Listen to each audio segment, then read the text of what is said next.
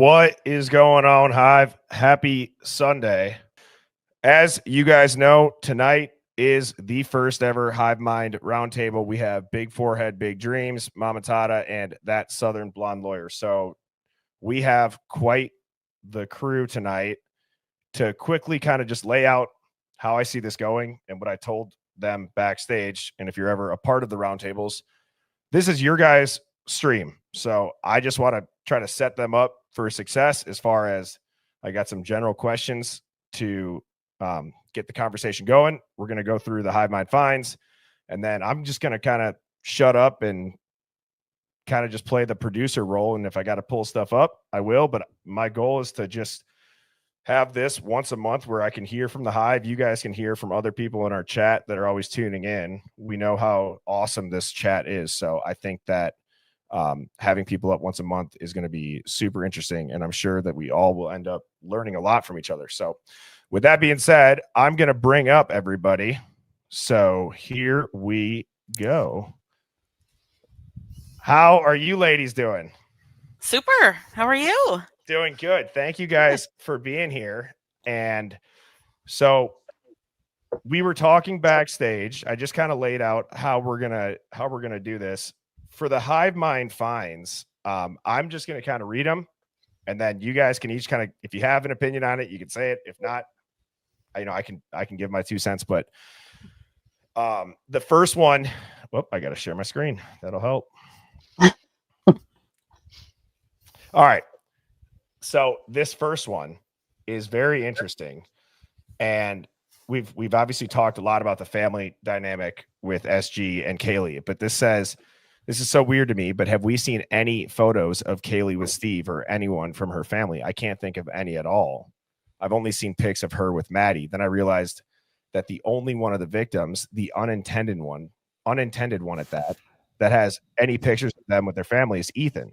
What are your thoughts on that? And I started thinking, I'm like, that's so true. Actually, I don't know if I've ever seen a photo that was at least recently, like where they were in college or up at school together.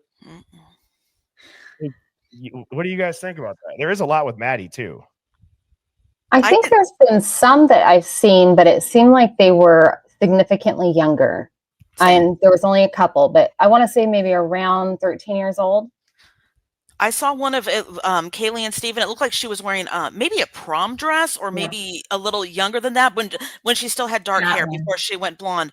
That first ones. Yeah, but I haven't seen anything recently of, I mean, like no first day college drop off, no graduation, no football games or whatever. Games.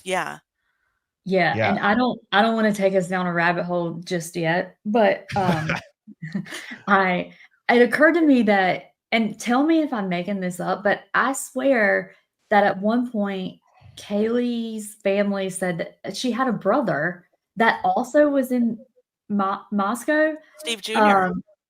Right. And maybe I just have missed the boat on that one, but I mean, I don't want to derail us, but I never heard anything else about him. And then did he go back? He lives there still, even after all this? So Steve slipped up in an interview where he accidentally started to say, he was trying to say, I have another child that still goes there, but he started to say, I have a son that goes there. And he stopped in the middle of the word son.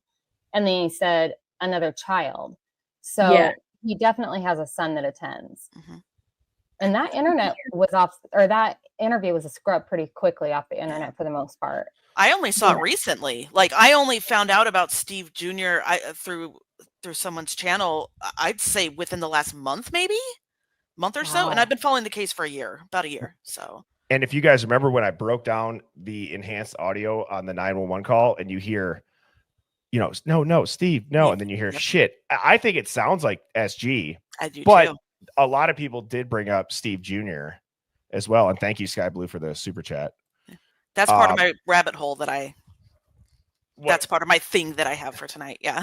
Okay. Steve thing. Yeah, but. No, that's fine. That's great. And so, I mean, it is interesting. You guys just obviously saw me pull up the Google images. There's really not much. I mean, not that. Even on their social media before. Yeah. I don't remember seeing that much, but I also don't want to take us down entirely another rabbit hole, but I sent this to Birdie, and I'm going to just caveat, but it lines up too perfectly with this.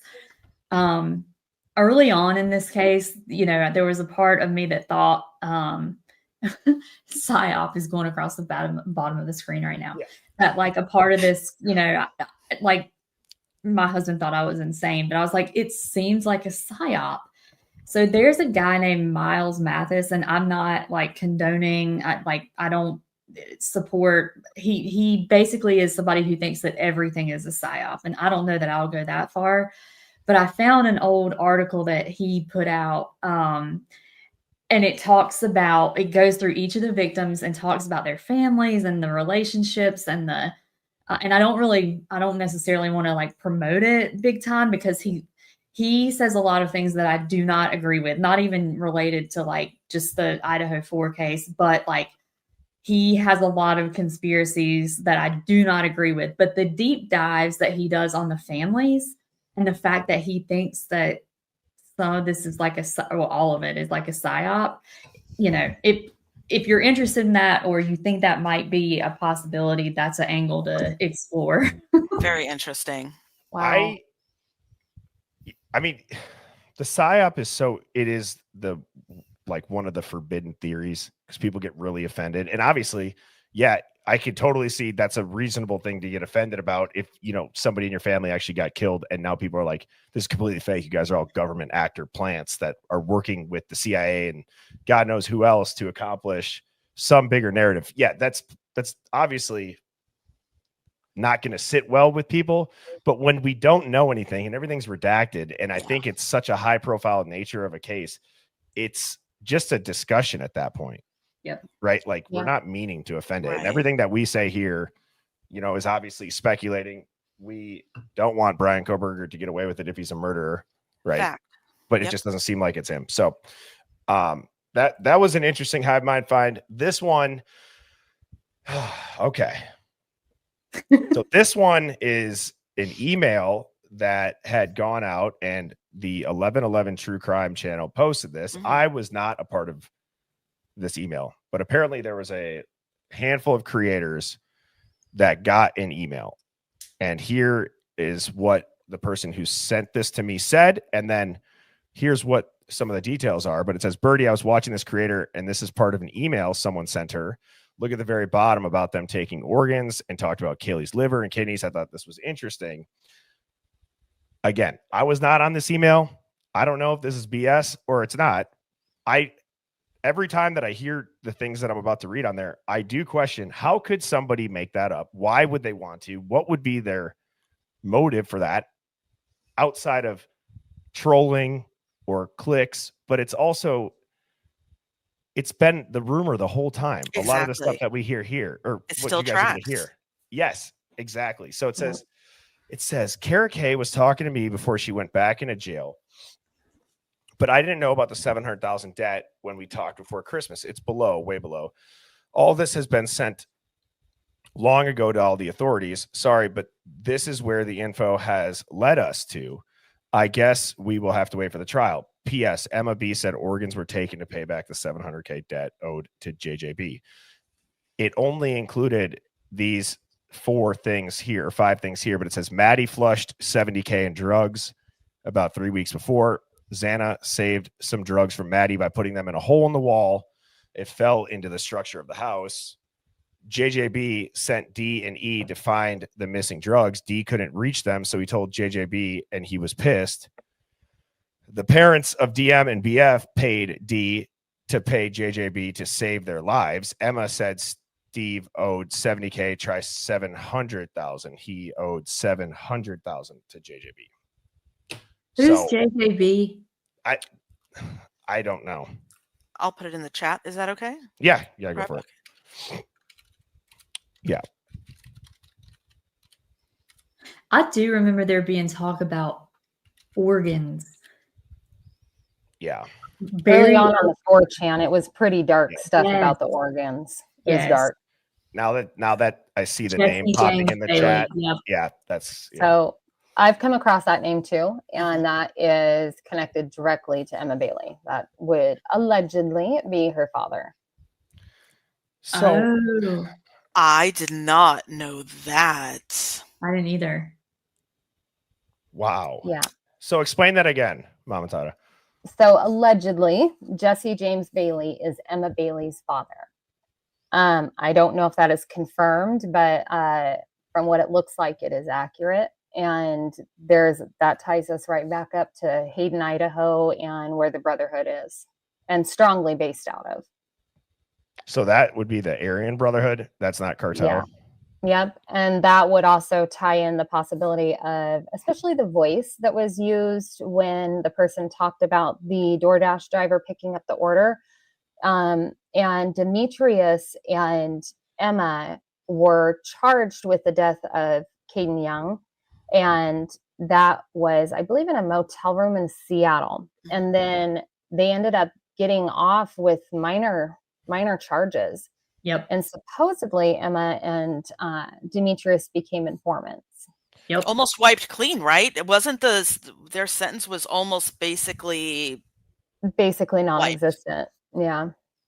I knew that they got a really sweetheart deal, so that's where, again, with that Southern blonde lawyer in here, or Kristen is your first name, but which chat, she said it was okay if I called her by her first name. So just to clarify that, but when you, with your background in law and being a lawyer, and I should have had you guys kind of maybe introduce yourselves a little bit more, which we can get into in the next slide. You guys can talk a little bit about your background after the Hive Mind finds.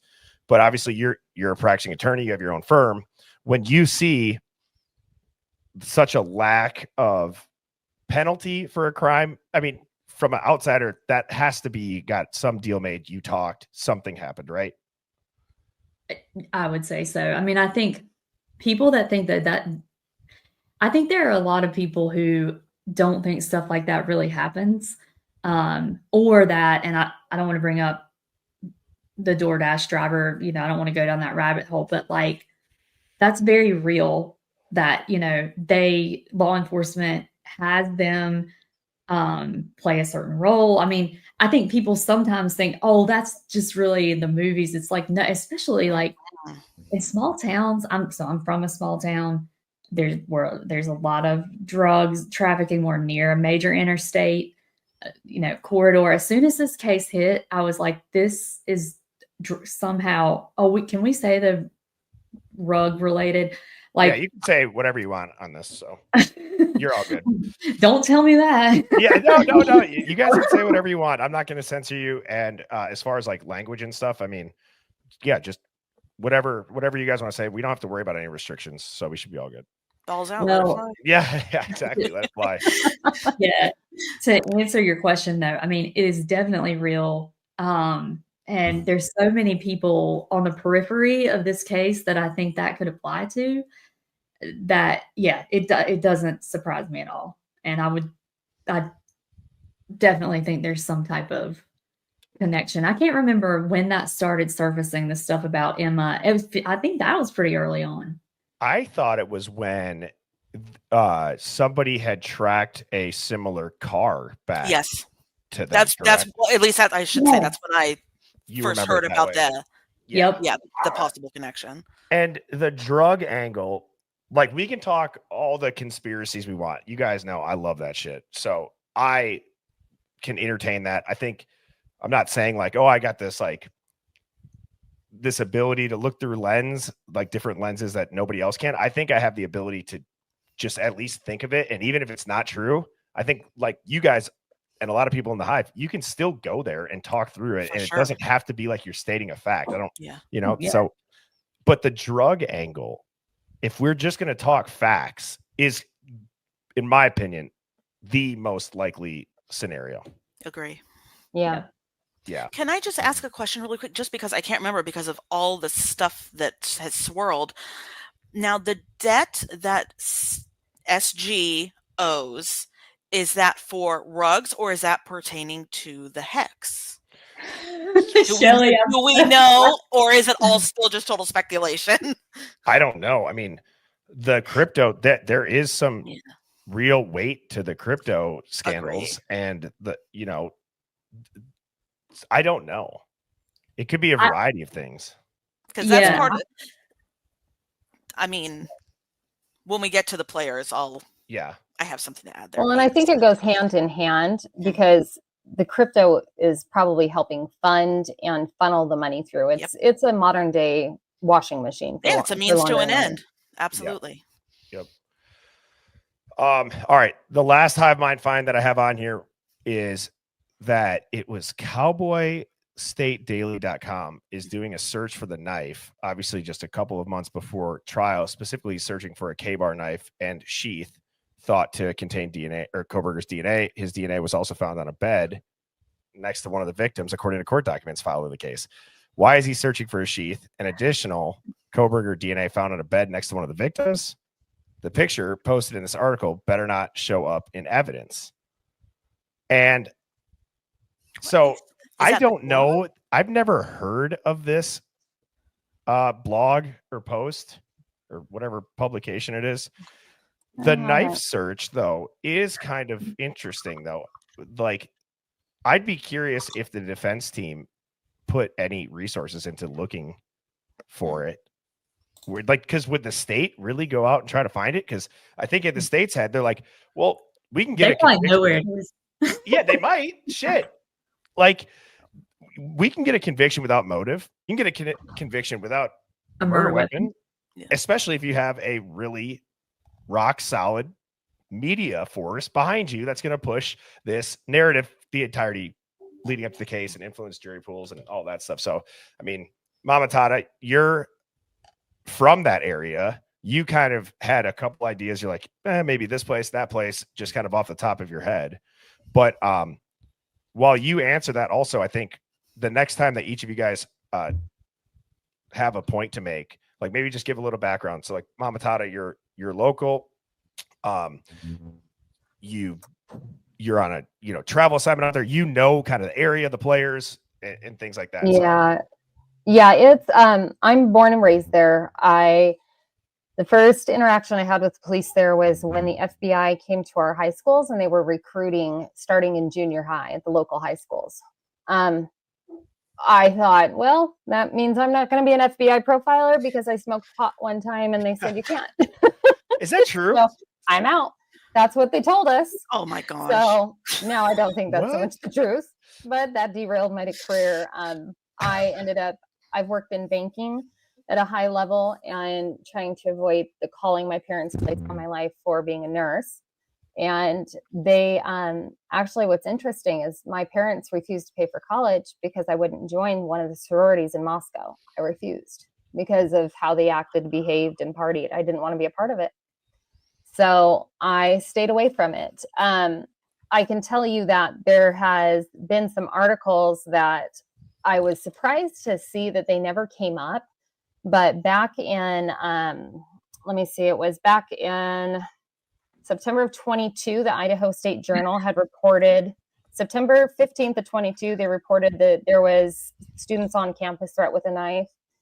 And there was also the Moscow Pullman Daily News reported, it says, women in Pullman apartment, 2 WSU students victims early on were stabbed.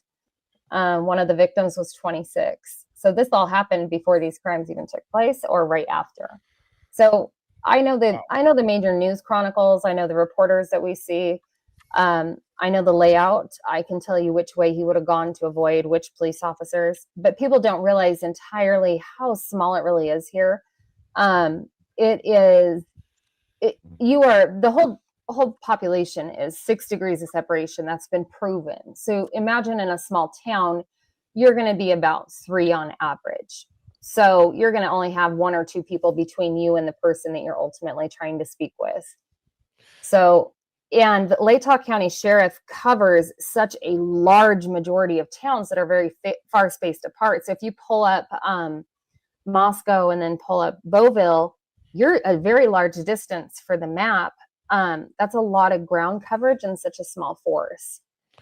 So I haven't heard of this news, but it's, ever since COVID, you've seen a lot of these smaller news people and blogs pop up. Yeah. Yeah, I mean, like we were not joking. I there's really nothing to joke about because this is like serious, but we were kind of like joking around, like, what if they found a knife with a sheath? And it's like, well, then wait, where the hell did that sheath come from?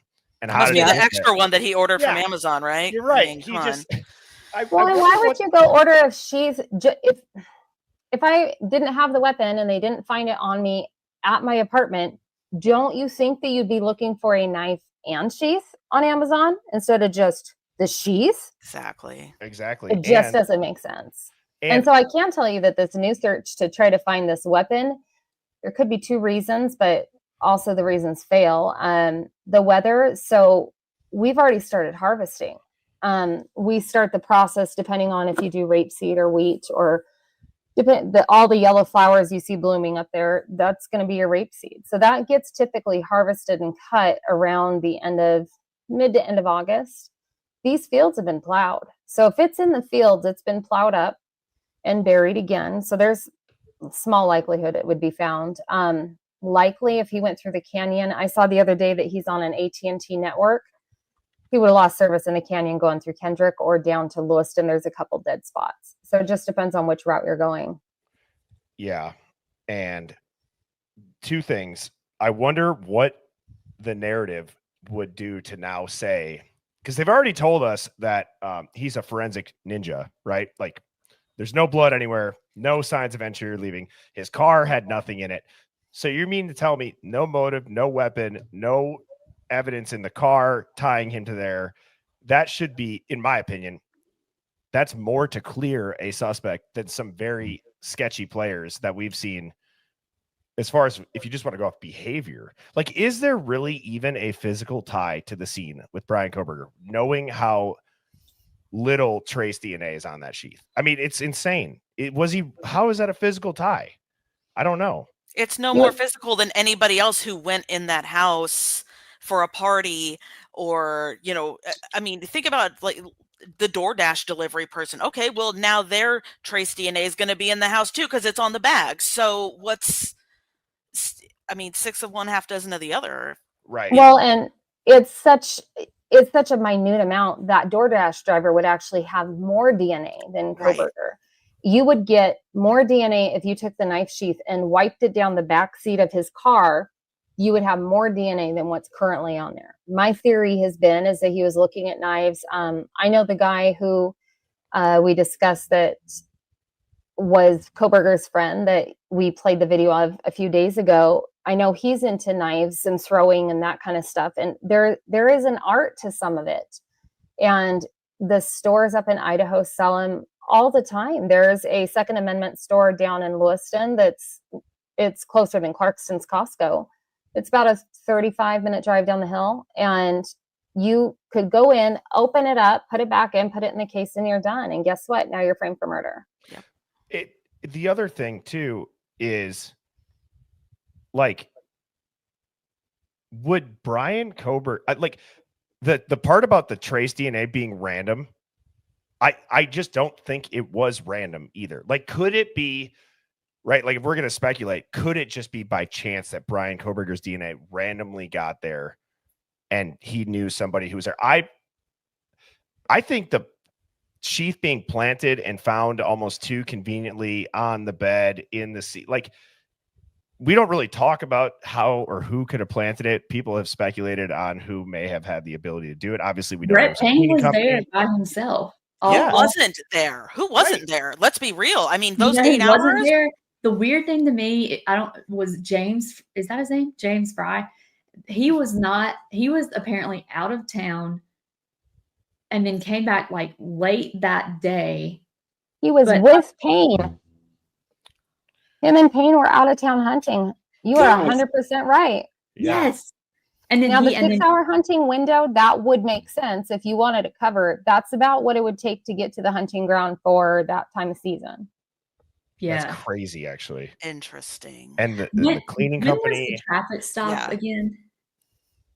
Which one? The one where he got pulled over for the intersection, or was it the one where he was like kind of on campus? Female officer.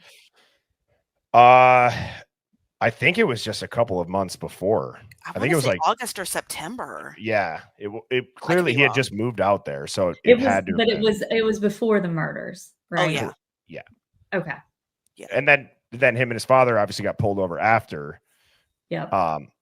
Which again, I don't think that was a scratch on his wrist. I don't think Brian, like in the Dateline thing, they said Brian's father was growing suspicious of like his own son. Get the hell out of here. Yeah. Says who? Dateline. That's it. Out of here. Yeah, like, exactly. Yeah.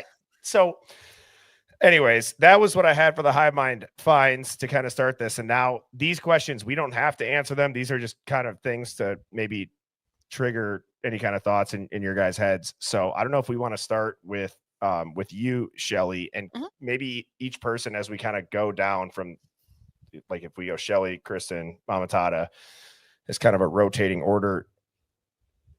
What is it about the Idaho 4 case that you think most people assume that by us looking into it, we know, and it's not even on the table anymore, but the general public still would believe about it?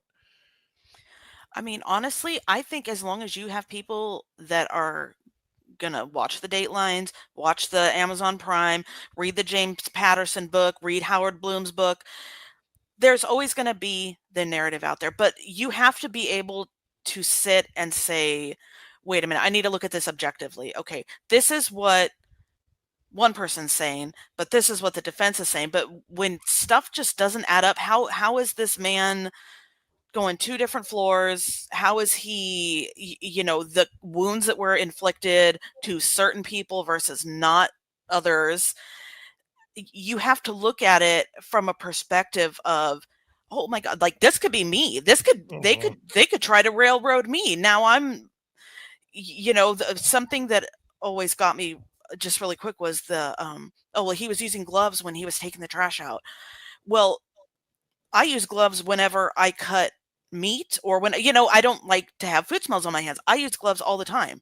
That doesn't mean that literally does not mean anything. They're just, the media is portraying it as they have this rock solid evidence against Brian Koberger. But if they did, this trial would be done. He would have been convicted. He would have been, getting his sentence, or, they just have to keep putting new stuff out there to block you from what's there. Sorry if I went on a tangent. No, that's what this is for. Yeah. I mean, there's nothing tying him to the crime. There's nothing tying him, in my opinion. So can I ask, and then, Kristen, you can obviously go off of that too, but would you say like all 3 of you are very aware of the narrative, even outside of like this case? Like when you're watching the news or you're seeing headlines, are you guys 100%. Pretty like, I think that's it.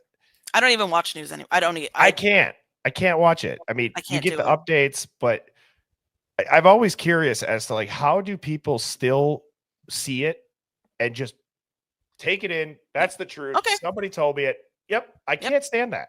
No, me neither. So you got to dig deeper. Otherwise, it could be you. It could be your son, your husband, whoever. You know what I mean? Yeah, I agree. Yeah. And so, Kristen, with you being do you want to tell a little bit about your like practice as far as like what kind of law you did and now what you're doing and stuff like that? So sure. Yeah. I used to do family law and criminal litigation, but I haven't litigated in about 10, maybe over 10 years. And I got my CPA actually and switched over and now I do tax law, and have for the past decade, but I just am, I love true crime. More than anything, I love trying to like dig in and kind of help people understand the process and like what's really going on. And I didn't love actually trying cases. And it just because it's very emotionally draining. And I'll tell you, part of the reason that I got out was I had to litigate in a lot of like small southern towns and counties around where I live. And it was very clear that there was an agenda and I was from the city. And so I was an outsider, and on top of it being very emotionally draining, you just felt like you were defeated as soon as you went into court, because that judge is friends with, judges in a lot of states are, I mean, in North Carolina, for instance, where I'm from, they're elected. And so, a lot of times it's a popularity contest, or it's what can I do for you? Or like, there's so many instances of it that we're seeing in these larger cases, right? With the law enforcement corruption and just good old boy system, and like the Kentucky case with the judge and the sheriff. And that's kind of, yes, exactly, Phoenix. And that's kind of why I got out of it. And then I just went into boring tax. What was the craziest, if you're able to share it, what was the craziest trial that you were part of, or a case maybe that you got involved in? Well, I went, like, there are two. There was the one that made me quit, like that I was like, this was the end of the road. I was in one of those small counties, and this was a domestic violence case, actually. And I had to go get my client because the judge said, I'm going to hold her in contempt. He was, well within his right to say that. She didn't show up. She was supposed to meet me for the court, and she didn't show up. So I had to literally go get her in my personal vehicle. And I was like, F it. Like, I'm done. Wow. I'm getting out of litigation. But, and when I got back, they were the opposing counsel and the judge. I mean, they all knew each other, and I could tell like they were already, working things. And so, but having to go get your client, pick them up and bring them to court so they won't be held in contempt in a small southern town, like that was about the end of the road. And the other, I don't want to dominate this. The other funny one was, you guys remember that movie where, oh, this is awful, but there was some attorney, and like, was it Basic Instinct? I think it was Kim. I'm dating myself, I'm sure, like Kim Basinger, however you say her name, but she, like, the guy accused her of like flashing him or whatever. Oh, yeah. Michelle Pfeiffer. Was it Michelle Pfeiffer or Kim Basinger? Maybe it was. I can't remember. I know. Yeah. Like in court. And so my client in the middle of the trial, like stood up and said, Your Honor, opposing counsel is showing me her, and I won't say the word. Wait. So he sort of basically like showing like her breasts, her like business. No, her business. Oh, Jesus. He was like, please. Land Down Under. He was like, Your Honor. Wow. He was like, can you please tell her? Sharon Stone. That's it. Sharon Stone. Yeah. Thank you, Stephanie. Basic Instinct. And I was like, oh my gosh. I think I'm done litigating. Like, I was like, sit down. Don't say another word. So wait, they just stood up and said it? Yeah, I mean, he was crazy. He sent his wife used toilet paper in the mail because he was this was like a custody case. Oh, Jesus Christ. So, oh my Lord. Wow. But I was like, shut up. Don't say another word. Well, I mean, God, I wonder again, what does the prosecution think about, like, to tie this back to Idaho Fort? That's how I feel like the state has to be looking at SG, unless he's being told to do that and leak it out. Because my working theory is that people are like, how are they leaking all of this to these giant media organizations? But then, like, the actual crime scene photos, nobody's leaked those. Nobody's leaked the autopsies. Nobody's leaked like real evidence or anything. It's always this weird speculation that has like bits of truth. And I've thought, okay, they're clearly, I believe that the death penalty will be taken off the table. But I've always wondered, is that because the state knows that their case is not as strong as they think? And then if Brian Koberger walks, he's never going to be looked at as proven innocent. He's going to be looked at as the monster that got off because of media leaks, and the leaks coming from a victim's parent. No one's going to criticize that victim's parent in the media, and everybody just forgets about it, falls off the earth. 100%. I think that's what they thought was going to happen with this case from the get-go. I think they thought that it was just going to go out of the media, small town, nobody cares, we've got the guy, and I think they didn't think people were going to dig in. Yeah. Any thoughts on that, Mama Tata? I got caught up reading a comment on one of the users that said that Payne and I are playing at the Corner Hub in a band tonight together. Wait, So, what? Yeah, I look back at the comments impressed. about maybe 8 comments back. It made me kind of pause for a second. I got sidetracked.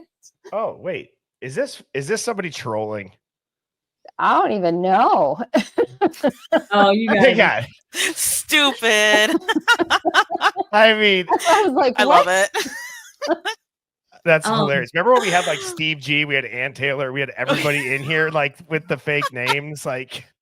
Jeez, I Like, love holy it. hell. Yeah. I do think that I think people thought this case wouldn't get the national attention it did. And I think that he, like you said, Bertie, if he's guilty, then we want him gone. If he's innocent, though, the part that scares me is, number one, this case is going to set a precedence for not just Idaho, but the country. I have said from day one, even as a nurse, that I think notice how since the COVID tests happened, we don't do 23andMe anymore. You don't see those commercials. I think they've collected most of the DNA that they need for the United States in general. They could pretty much tie anybody. Once again, the 6 degrees of separation. And the COVID test, God only knows if they threw all those things away. They didn't. Yeah, I'm telling you from like I could tell you they didn't. We have a friend who owns a lab, and she had people here where I'm at right now in California, where they said that they would pay for all the used COVID PCR testing samples. So she just had to box them up, and they wanted them, and so she boxed them up and burned them. Whoa. So she wasn't playing. So yeah, there's a lot going on that this case I think is dangerous to not be asking questions. Yep. And I think that he was the perfect patsy. He's awkward. He doesn't have a lot of friends. It's funny if you go back and start watching those movies that like with Mel Gibson, the conspiracy theorist, go back and watch that now, knowing what we know now. He doesn't look so crazy anymore. In the movie, it was a wackadoo, but now you're like, no, he's pretty much spot on. Yeah. And nailed in.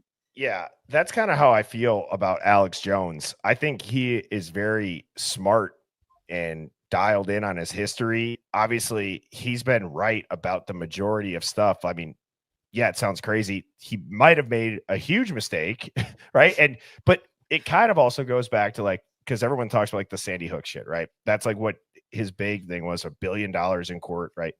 Like sometimes I wonder,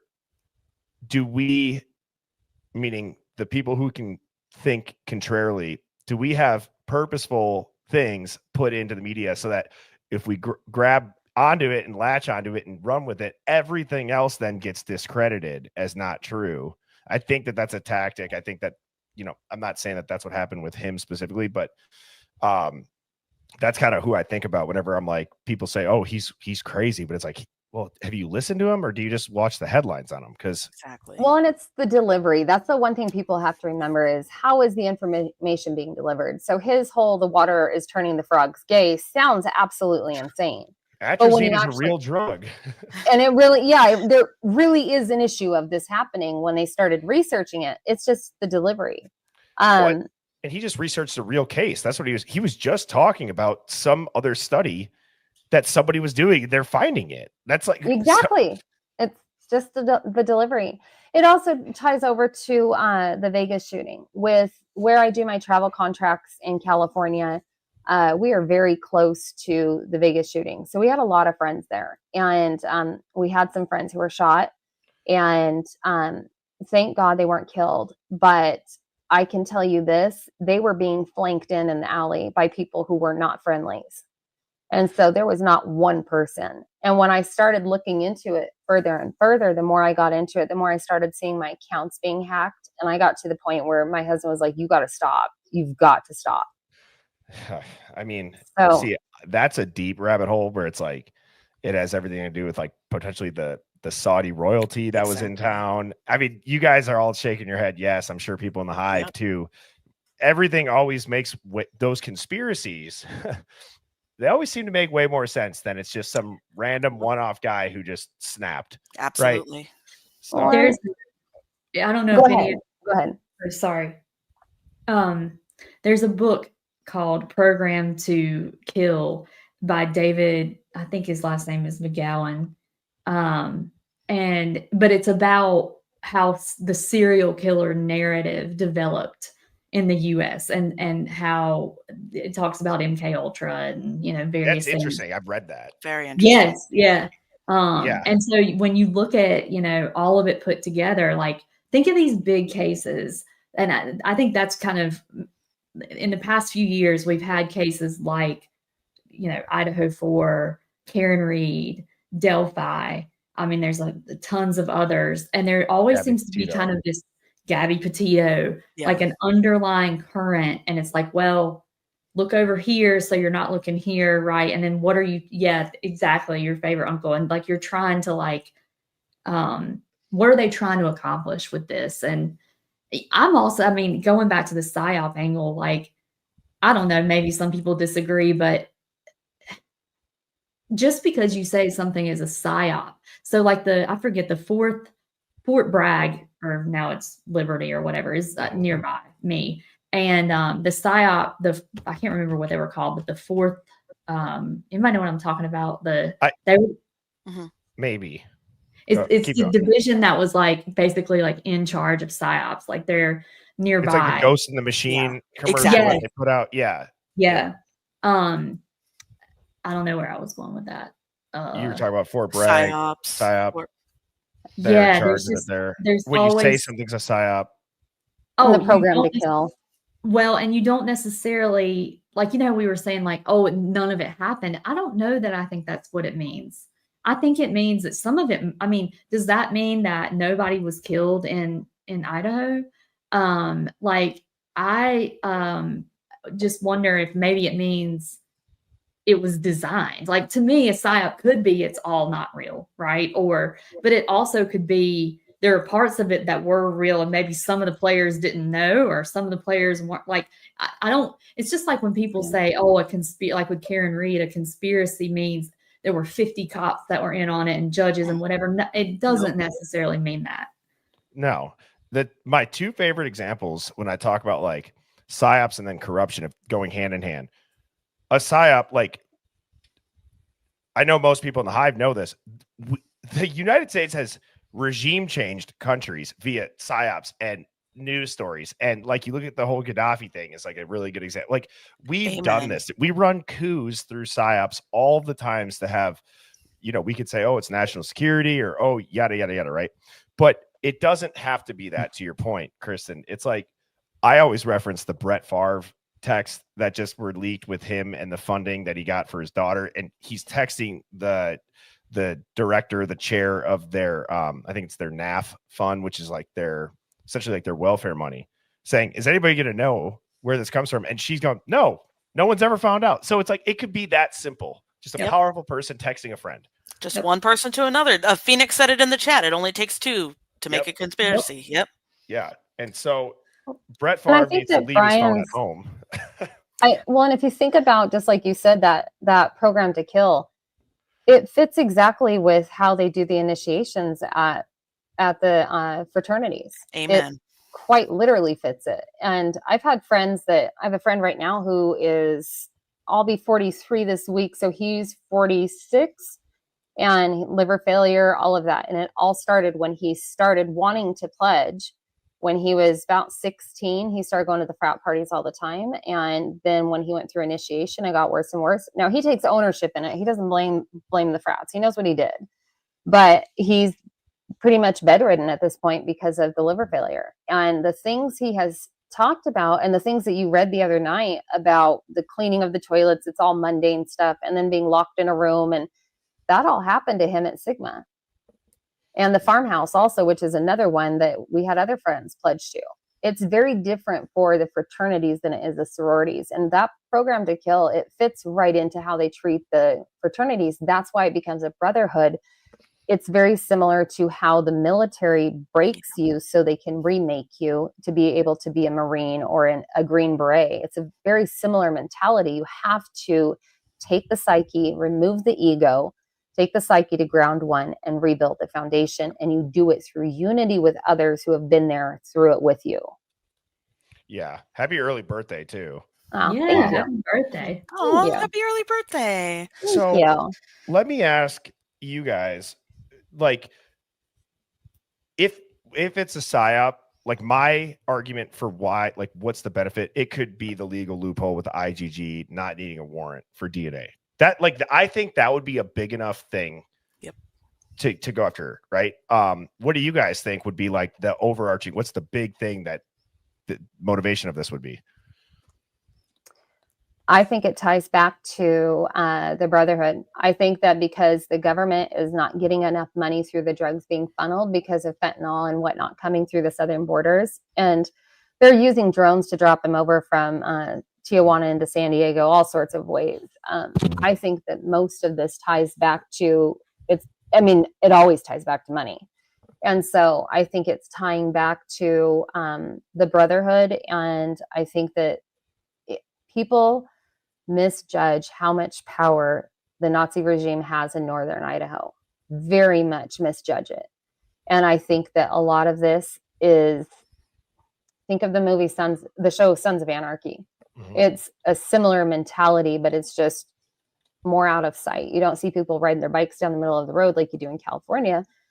But I think that this all comes down to, I think the PSYOP is getting rid of some of these other channels that are taking away the profits. So I didn't know. So this might be stupid. I didn't know that the Aryan Brotherhood was an Idaho gang to begin with. It's really scary. I didn't know that. Wait till you run across one of their camps when you're out hiking. That's enough to. I don't hike a camp anymore in Idaho. Oh, you mean like you just be hiking and then see a bunch of guys with Nazi tattoos on their forehead coming at you in the middle of the trail? Like that's got to be the most terrifying sight in the world. Like where it scared the shit out of me was I was taking care of a patient down in Southern California, and come to find out he knew who I was because he knew I was from Idaho. And so because I helped him, the rest of the Brotherhood knew they weren't allowed to touch me because I helped him with his medical issues. So, but as a child, I was camping and hiking around Hayden Lake with my uncle and my cousin, and we were maybe 12 years old or so, and we came across a training camp, and that is exactly what it was. It was a training camp. It was soldier-like training, and we slowly started backing up and trying to hide into the woods, and when we got back to the vehicle, there was a Nazi symbol on the front of the windshield, so they knew we were there. And there was a note that said, "White, all right." And that was all it said. So they saw us. They knew that we were white, and they let us go. So I don't go into the woods in Idaho anymore. You know, I don't blame you. Mama Tata, when this first happened, I think, what was it? It was November 22. I had already, I think, kind of started having this mind shift. I mean, I've always been very curious and inquisitive and whatever. But so when this happened, I immediately thought there's something off about this. So I went to this random website. I don't even know how I found it. Not 4chan. I did find that. But it's called like Godlike Productions. And it's like I don't know. It's like Reddit, but for like the extreme, I guess. But there was a post about the Pacific Northwest. And there was one guy who posted on there repeatedly about the drug corridor, the stuff that you're talking about, I forget about the church stuff. What's his name? Doug Wilson. It's like, I was like, what the hell is going on in Idaho? And I just would love, I mean, I've already kind of picked up on some of it, but I would love to kind of just, the fact that you're from there and grew up in that area, like, I think you can't look at a crime in isolation. I mean, it sounds trite and obvious, but like look at the social and the economic, cultural, religious going on around it. So you know all about that. I mean, that area just seems ripe. It is repulsive. That's really the only word I can think to use. Wow. From what you look at in the photos, it's very gorgeous. I'll post when we're done here today. I'll post some photos of what my Idaho looks like compared to what people think it does. I mean, you've got harvest moons that are to die for. You've got beautiful solar eclipses that happen that are just breathtaking. So when he was supposedly stargazing, it actually didn't surprise me because, and he's been in Kamiak, and there's places in Kamiak to look at for watching the stars. It's well known. There's an observatory at the University of Idaho. I mean, but the corridor and everything, I just, as a kid, I didn't believe my parents on how much of a cesspool it is. But when you don't look at Moscow, if you look at the surrounding smaller towns, that's where you see the running the most. So Moscow becomes a hub for redistribution to the other areas. But I mean, there's been so many crimes in the area that just get pushed under the rug. I had a friend, this would have been maybe around 75-ish, who in Lewiston, some guy broke into their apartment. He raped her and her friend, and she's paralyzed, so she could do nothing. And he brutally raped her. And then they went to go release him out to the public again a few years back. She had to go to the parole hearing. Jesus. Yeah, it was horrible. Lewiston, I mean, people overlook LCSC, but Lewiston College has a lot of crimes. Baseball teams coming in, University of Idaho and WSU, they have from Seattle coming over to WSU. It's only a 6-hour drive. Plus you have Ellensburg. So now you've got another hub. You've got Beauville, which takes you out to the other side, going into Montana and to Missoula. Plus you've got the corridors. It is literally a hub. And the amount of crimes that happen, that it's a one-off crime, is people just don't get it. They don't know how many actual murders and crimes because they don't tie them together. Yeah. And we use Dateline in Idaho as a way to get our news. And so that's sad. That's the real sad truth of it is I've watched Dateline since I was little. That's how my parents used to scare me into making sure I was home by 10. Watch this and you'll die if you don't. So we slept with our doors unlocked. We don't lock our trucks. When we go to Idaho and come back here, we either forget to lock our truck here and lose crap out of here, or we go up there and people think we're crazy for having to lock in our trucks. Yep. But it really is a cesspool. And there's so many high schools. I had 14 kids in my graduating class, but my husband had 27. But then you start tying it into Grangeville, which now you're starting to travel more towards Boise. Then you get into McCall, which is or Kellogg, you go north up to Coeur d'Alene, which you get into the Hayden Lake territory, or you go down to McCall and now you're into the summer fun or the ski resorts, which is another way for them to distribute. It is literally a perfect dot on the map. It's like if you look at how Vegas is a hub to get to everywhere on the West Coast, that's what Moscow is. Wow. Very interesting. That is very interesting. And like, I one of the things that I've always wondered about that area with the Aryan Brotherhood being present, obviously we know the cartel is present. When those giant organizations, like at least I haven't heard of like turf wars. Like, do they just stay out of each other's territories? Is it kind of divided? Like, because I think when you look at the drug angle, people think it's either the cartel or it's either the Aryan Brotherhood type of aspect, right? So, I mean, is that like well known out there or no? I think that my personal opinion is they've kind of come into cahoots with each other and they just kind of stay out of each other's way. It's kind of like down in where we're at in California, you have the Mongols and you have the Hells Angels. Yep. And they just kind of stay out of each other's way as long as you don't go into their territory or steal their money, and you're probably going to be okay. But I think that there is going to start being more of a turf war coming up, depending on how the administration starts cracking down on drugs in general. We don't see, I can't really picture many people that I would knowingly associate with the cartel up there. I think it's just, personally, I think it's so overrun by Aryan Brotherhood. Let me give you perspective. When I grew up in one of the small towns near Moscow, I was there for many years, and it was 6 miles to Moscow. And there was one Black family that lived in the town. And then years later, there was one Indian family that lived in the town. So everybody, it's not that it's racist. It's just the dynamics. People stick out. So if you start bringing in drug cartel, people with a bunch of tattoos, they stick out. It's very conservative in this area. That is very interesting. And like Shelly or Kristen, have you guys ever been out there? Have you ever visited Idaho? Or I've never been to Idaho, but I'm from California originally. So when she talks about the Hells Angels and the other gangs, yeah. I mean, Shelly. Go ahead. Nope. Go ahead, Kristen. Did you have an angle about Steve? Because it's Hell's Angels, and then at some point, I swear I thought somebody said that there was a relationship with like his family. I have a partial theory. Mine doesn't 100% tie into that, but it ties into SG. Yeah, 100%.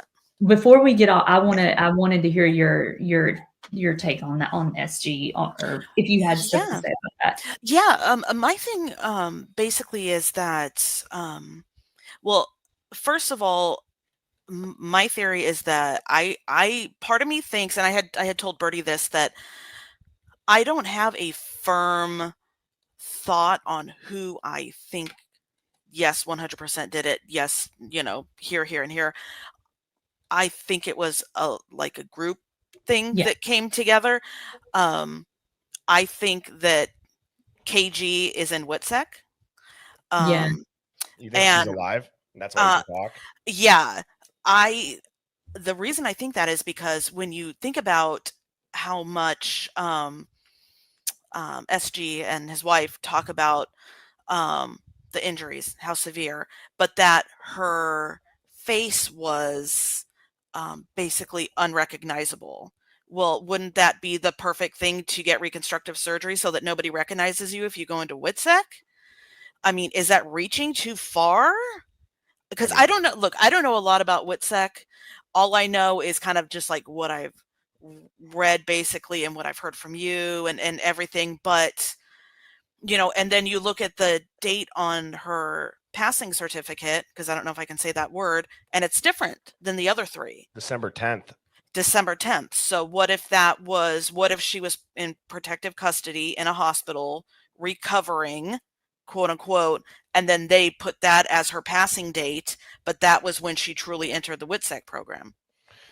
The thing that's always stood out to me, even early on, was you didn't, like, I know this sounds morbid, but there was no footage of the bodies coming out of the house. Yeah. Nothing. Nothing. No real, I mean, I know they had like a memorial, but like the funerals, like, and I just, even like with JonBenet Ramsey, I mean, like they had the. You mean Katy Perry? Yeah. That's one of my favorites. Like they had, I find it hard to believe that somehow there wouldn't have been some type of footage or if you think about all the weird stuff that we just kind of accept, and then if you sit back and you're like, wait, that doesn't make any damn sense. Right. Right. I mean, I don't, and like I said, maybe I'm reaching too far. Maybe I've just gone down the rabbit hole too far, but I mean, look who owed a ton of money. How did we know that? I didn't know about that. How did y'all know that? I don't even remember who I heard it from originally, honestly, but that had been a speculation, I think kind of early on, that came out that somebody had gotten pretty screwed over when it came to the coin situation. Yeah. Oh, well, that was about, so given that this is my specialty area, Hex at that time, I don't know if that's what you're talking about, but like that, I'm trying to remember the exact month of when it happened, because there were so many around then that failed. But FTX happened. Yep. At that same time, that was that Sam, that like nerdy dude and his weird girlfriend that apparently was having like sex parties and were rich as hell, and but like that happened right around. It happened shortly after that. There was a couple and Hex scandals. Was like, I mean, I do not have any Hex. But like it was very. I remember when I saw him with that hat on, I was like, what the. Like, why would that's so weird? Yeah.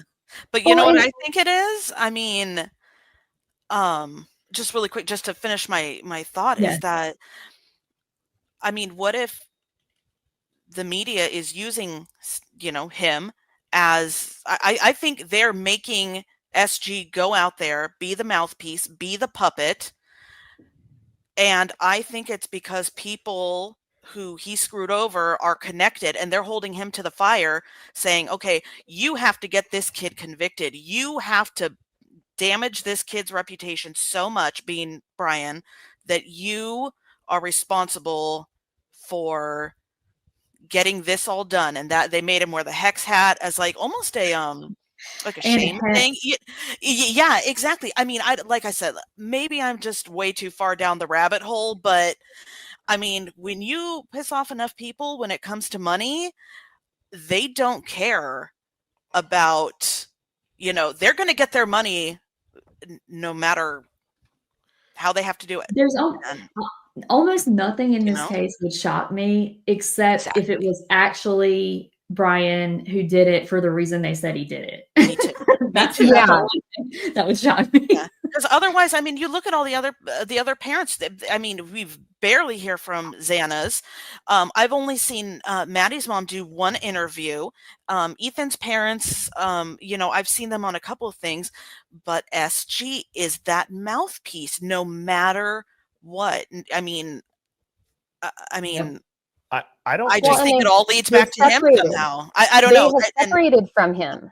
They're not if can you blame them? I wouldn't want to be associated with him. I wouldn't want to, If my kids' roommates died at the same time my child died, I think we'd all pretty be united in our grief. Mm-hmm. You don't see that. And everybody grieves differently. I mean, as a nurse, I see it all sorts of ways, experienced it in all sorts of ways. But it's the reactions of the Gonzalez family that just doesn't make sense. Yep. It's almost like they're grieving Maddie more than they are Kaylee. Exactly. Yes. Exactly. And then that 911 call of, if they didn't know anything had happened and Hunter's rushing them out of the house, why is she going, poor Kaylee? Yeah, it doesn't even, you don't even hear her moving. You don't hear them going up the stairs. You don't hear them. No. And that house is loud. I've been in that house. It is loud.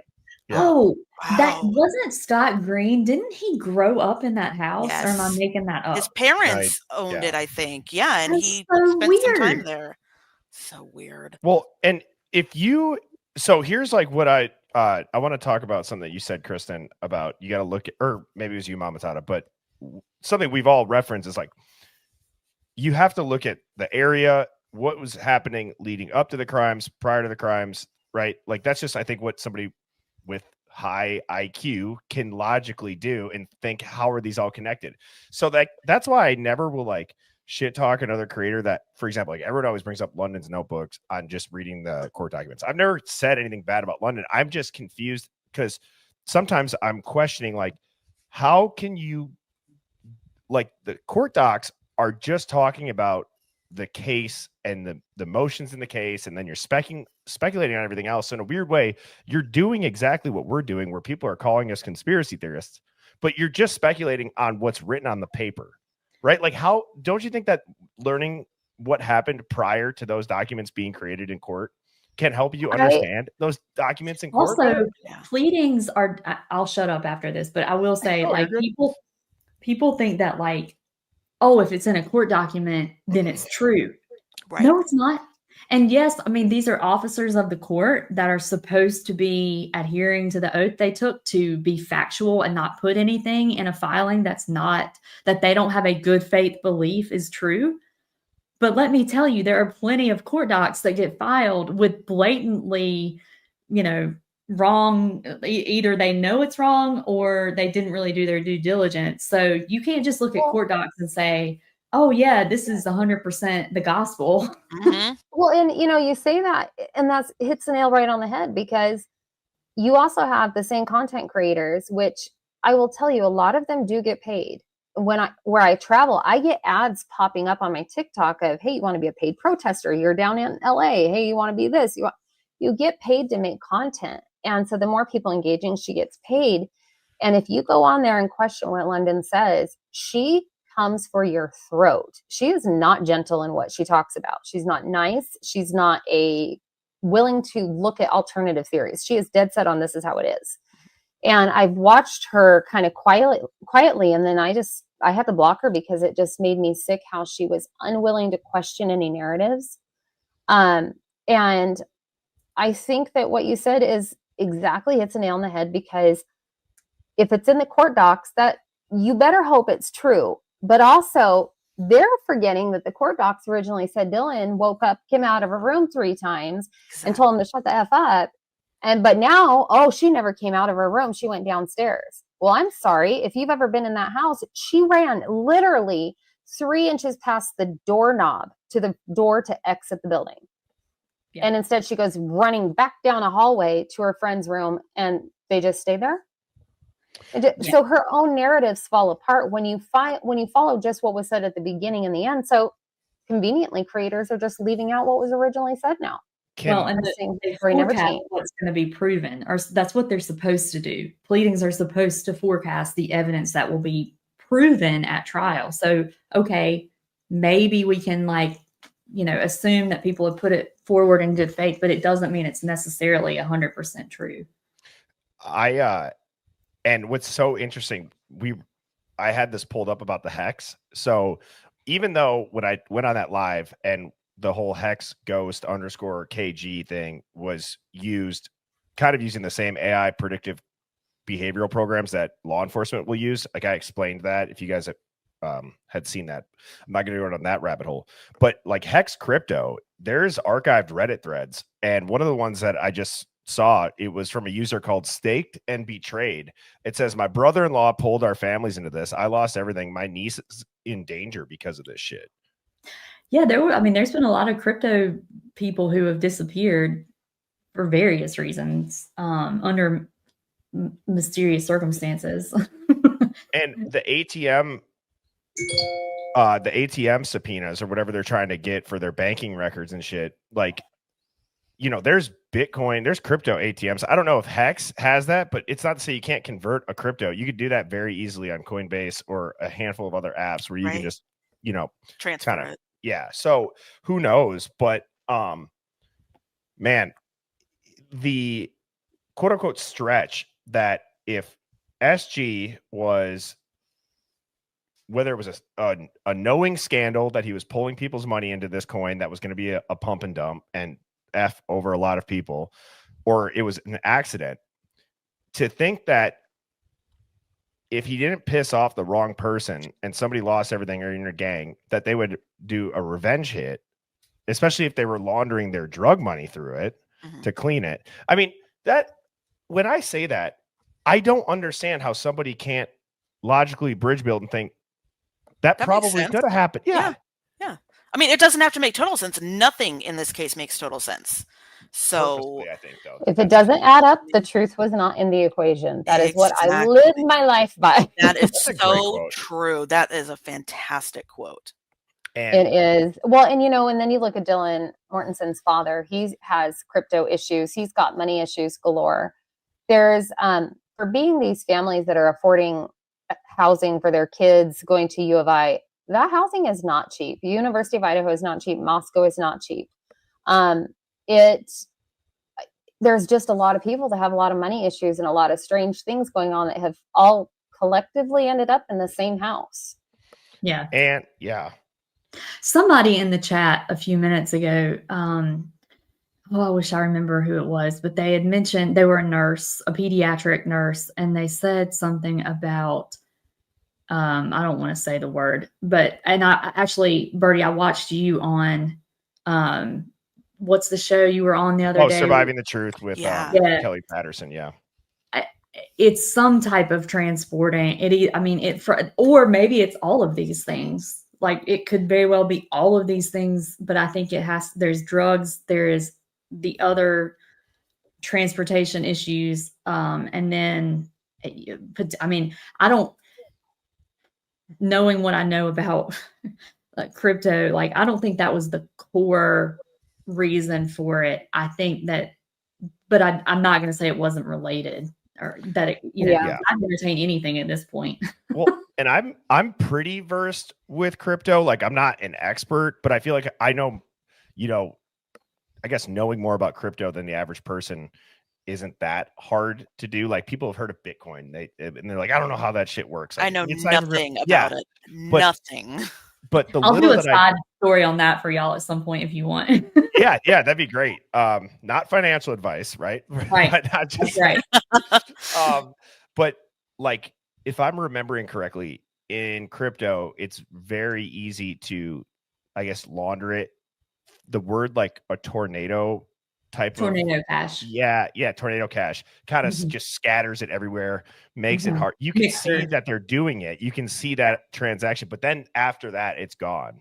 Yes, and there's been several court cases about that. So yes, that's why I think it is probably now Hex. I mean, yeah, there are ways it could be done, but like I think it's on the periphery. I still think that the drugs or there was something other that was at the center of it. That's just, you know, in my humble opinion. Yeah, no, and I think that, I mean, that's 100%. I mean, just what tipped me towards my theory was the that transfer that was done around, what was it, like 4 in the morning or something like that, the morning of the unalivings, that came from one of KG's accounts to going out to somebody else or something like that. I can't exactly remember the scenario, but there was basically a transfer that supposedly happened after they passed. So I'm wondering if somebody hacked into her account, got onto her phone or whatever, and maybe there was some skimming going on. I have no idea, but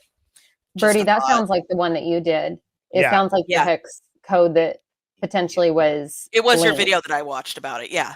Which again, Chet, let me clarify. So if you don't know what we're talking about, because to provide quick context, it was like a Saturday. It was like a live dig using ChatGPT, and I had asked it to give it. So one of the things that I do instead of coming up with a prompt is I tell ChatGPT to give itself a prompt that allows it. I think I said something like, to go down this rabbit hole as deep as you need to make people say, holy shit, that's a connection. And it went through how it used the same programming. It allowed itself to use like what they use in augmented reality gaming systems, predictive criminal stuff, became an expert. It was on Etherscan, which is like a crypto kind of chain transaction thing. It went and it pretty much, from pulling all this data in, could pull wallets, could pull blockchains, could pull transaction times, could look at the messaging notes on the transactions, because you can go and look all that up for crypto. Yeah. And it's so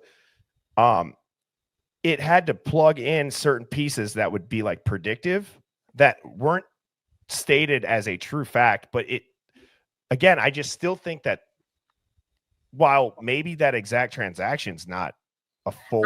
Is this live still up that you did? Yeah, I took it down originally till I could explain to everybody how it happened, and I put it back up the next day. It's the only video I've ever taken down because like it was getting like crazy traction. I'm like, I don't want to be the guy that now it's like ARG. It's not like a true transaction. You know, is it only on your TikTok though, or is it on here? No, it's on here now. Yeah, okay, I watched it here on YouTube. Yeah, it's a super interesting. I mean, honestly, it was probably one that, as it for a made live you dig, nauseous to watch. Wait, yeah, Phoenix, it was. What rough. are you talking about? Blockchain link wallet on Linda Lane. Oh, dude, Phoenix, thank you. Check this shit out. I found this a couple of lives ago. Not a couple lives ago, maybe a month or two ago. My worlds are colliding, like true crime and I'm a crypto tax lawyer, and so, but I haven't heard anything about this, Phoenix. This is dude. This well, is and when crazy. when you start learning about it, it's crazy. Like my husband woke up to me with an insomnia one night, and here I am telling you I converted pancakes into syrup so that I could create this hex or this coin so that I could make this money now. And he's like, well, "You've lost your freaking mind." that was it, Bernie. This was crazy. That blew my mind. My mind. So, Kristen, check this shit out. So, on the Linda Lane footage that we've all seen of the car park, I turned on the subtitles and it wasn't getting good subtitles. So I uploaded the clip and I put it into ChatGPT. ChatGPT not only gave me subtitles, it was able to pull, quote unquote, like the metadata. And this popped up in the auto caption generator. And when you type it in, it's a bank transaction for Bank of America of a failed payment. Why would that ever? How could that ever? That's real. That came on a live dig. What reason would a Ring camera or any security system do that for? And So I have the explanation of it right here. I need to just go watch this live. I'll do that after the show. I'll have to join you because I'm looking at those codes after working and banking at the private client group and the stock brokerage firm, and I'm going, that makes me nauseous. Yes, well, it's just the hash, right, for that transaction. Yeah, so it says that it's a wallet address fragment or token ID, part of a hashed password identifier. Yeah, so like this was what AI said without me even having it itself or give itself a prompt. It was saying a speculative but reasonable theory is that it was captured from a live streamed clip. And what has everybody talked about with the food truck and all this shit? And so, I mean, again, it makes you nauseous.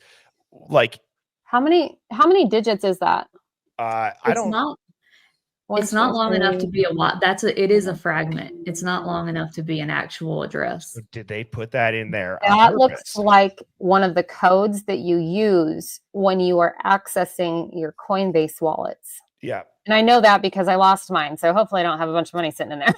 Right. And so, I mean, like this document that I have pulled up, this is actually a good document. So Phoenix, thank you for saying that. Maybe this is a good document to kind of just click through, because I had talked about too I think Kristen, you said, why would he wear a hex hat? Or maybe Sherry, you said that. It is kind of weird. Like if you effed over other people in front of Moscow PD, in front of the entire world, if that's what you're known for, you're going to wear that company's hat several like, times too. That's what I was like, a hazing shame thing, or I think it's the opposite. I think he's saying I'm the talking head, so don't look at what I'm saying. Because then he starts flipping the hat. I think that's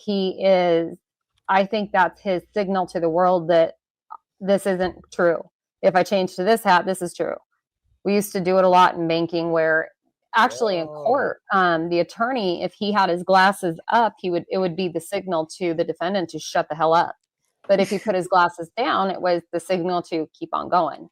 Interesting. Well, it's like the whole white hat, black hat thing. Yeah. Yeah. So I want to know if SG did F people over and the feds are involved in that. Because, guys, you have the feds on site and there immediately, if not already there prior. That is from the court docs. Koberger's defense is trying to figure out, was he under surveillance? Why was he under surveillance? They really couldn't find out. They followed him across state lines. You can say maybe there's like a chess strategy as far as, once you cross state lines, I think there's something with that, with the crime. But the marshals being on site, again, just because a case, and Kristen, correct me if I'm wrong, but just because a case is high profile, it wouldn't change the case. Like, yes, was it 4 people that were stabbed? Yes. Is it, a high profile? They would have known at that point. Right. To your point, they would have known. Yeah. So, but the marshals are involved in WITSEC. The moving company boxes are owned by Serva, which holds a like something, I think it's called they have like a Section 48 clause or something that they can move federal assets and personnel. The Idaho North American relocation, that location closed down permanently, like 11 days after they moved these roommates out. When have you ever seen local PD move victims' belongings and survivors' belongings out? You're always in charge. I forgot about that. That is so weird.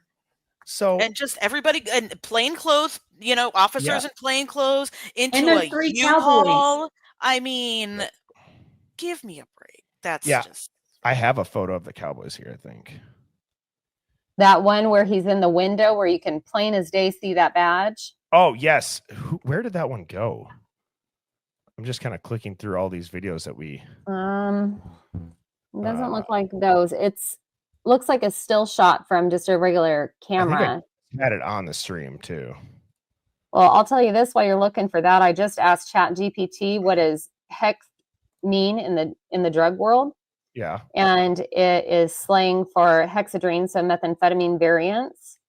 And hex obviously could be a curse, but also hex in crypto drug contents is real cryptocurrency used for drug trafficking. Wow. There could be numerous reasons he still wears that hat. I think it's on a different stream. I'll pull up a different. There's one. a couple people. There's one creator, and I really haven't. I can't remember her name right now, but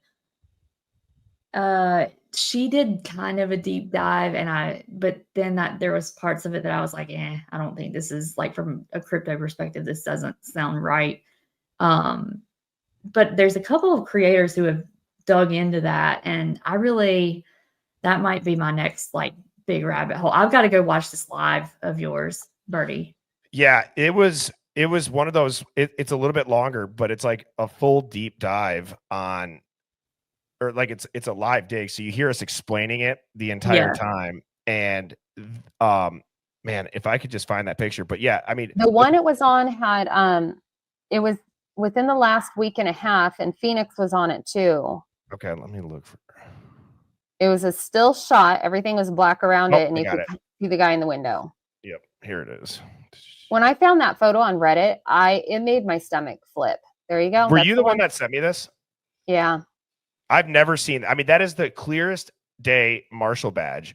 And when you go on there was, I forget which news station it was. I think it was a local one, Mamatata, where I think it's like the Asian reporter is. Yeah. She's talking and the Cowboys walk right by her, and then you pause it, you zoom in, they've blurred his badge. Yep. So they're hiding their faces, and heads down, cowboy hat down. Yep. Cowboy hat down. And so again, I didn't know much about the Marshalls, but what I'm getting at is just because it's a high profile murder case on a campus, that doesn't mean because it's getting attention, the Marshalls would be there. Yeah, there was never any official acknowledgement that they were there at that point. But I mean, that was shortly, like that was a few days after, right? If even that. So there was no way that they knew that it was somebody came across state lines. Otherwise, how was the jurisdiction of the Marshals invoked? Yeah. And, you think about every weekend in cities, whether it be, shootings, whether it be whatever, homicides just aren't something that the Marshals are going to get involved in unless there's something parallel going on. Exactly. And, yeah, it makes me wonder with BK supposedly sitting out front and all of that. I've wondered if he had a feeling something was going to go down. I've thought this for a while. And then supposedly this DoorDash driver is sitting there watching him, which if that even was true, do you really think if he's going to commit a crime, the DoorDash delivery person pulls up, sees this delivery happen, he's going to continue with the crime? Because he would have watched him walk right to the front door. But you don't call the cops? I've thought that sheath or something else was in that bag, or that was a signifying something. 100%. So Brian, the reason that makes me think that Brian is involved with the case and like the whole stargazing thing, like it could be a real alibi, and it would make sense. He subscribed to whatever that stargazing club was, and there was the torrid meteor shower that night that lines up right after the times of when these murders would have been. I know you've said, being a local Mamatata, that you lose service heading out to that park for about the same time frame of like 30 minutes, 45 minutes. And so that could all add up. I don't think that his defense would publicly state that he was stargazing as an alibi just for BS. But then again, what Kristen, you said, in cases, sometimes they just do it to file it and they know that it's not. But where I have a really hard time believing that Brian is just completely random and the trace DNA is just random is when you start to track his professor recommending him for the internship, and then you follow the money that the NIJ funded, Washington State to look into exactly what happened. And now Idaho is getting funding for the STOP Act after the fact. You have all these media leaks. Brian has stayed completely silent. He's never slipped up. There's no confession. He's not bragging about it. it makes me wonder to what you just kind of said you had thought at one point is like, did Brian see this happen? I mean, I have don't wondered. know. Well, there's theories that he was an informant or and working alongside, and that he actually had found and uncovered stuff through the databases that he had access to when he was a student, and trying to get positions with the departments. The grants coming into the police station for them to build this big gaudy police station for such a small area just blows my mind. I just don't get it. Yeah. I don't know if he saw something. I don't know if he thought something was going to happen, and that's why he kept driving by, as he was worried it was. I don't know. I don't know anything about his character. I just know that it just doesn't fit. You wouldn't have to make up photos for Dateline in order to sell this. You could have sold the narrative by just saying the kid did it.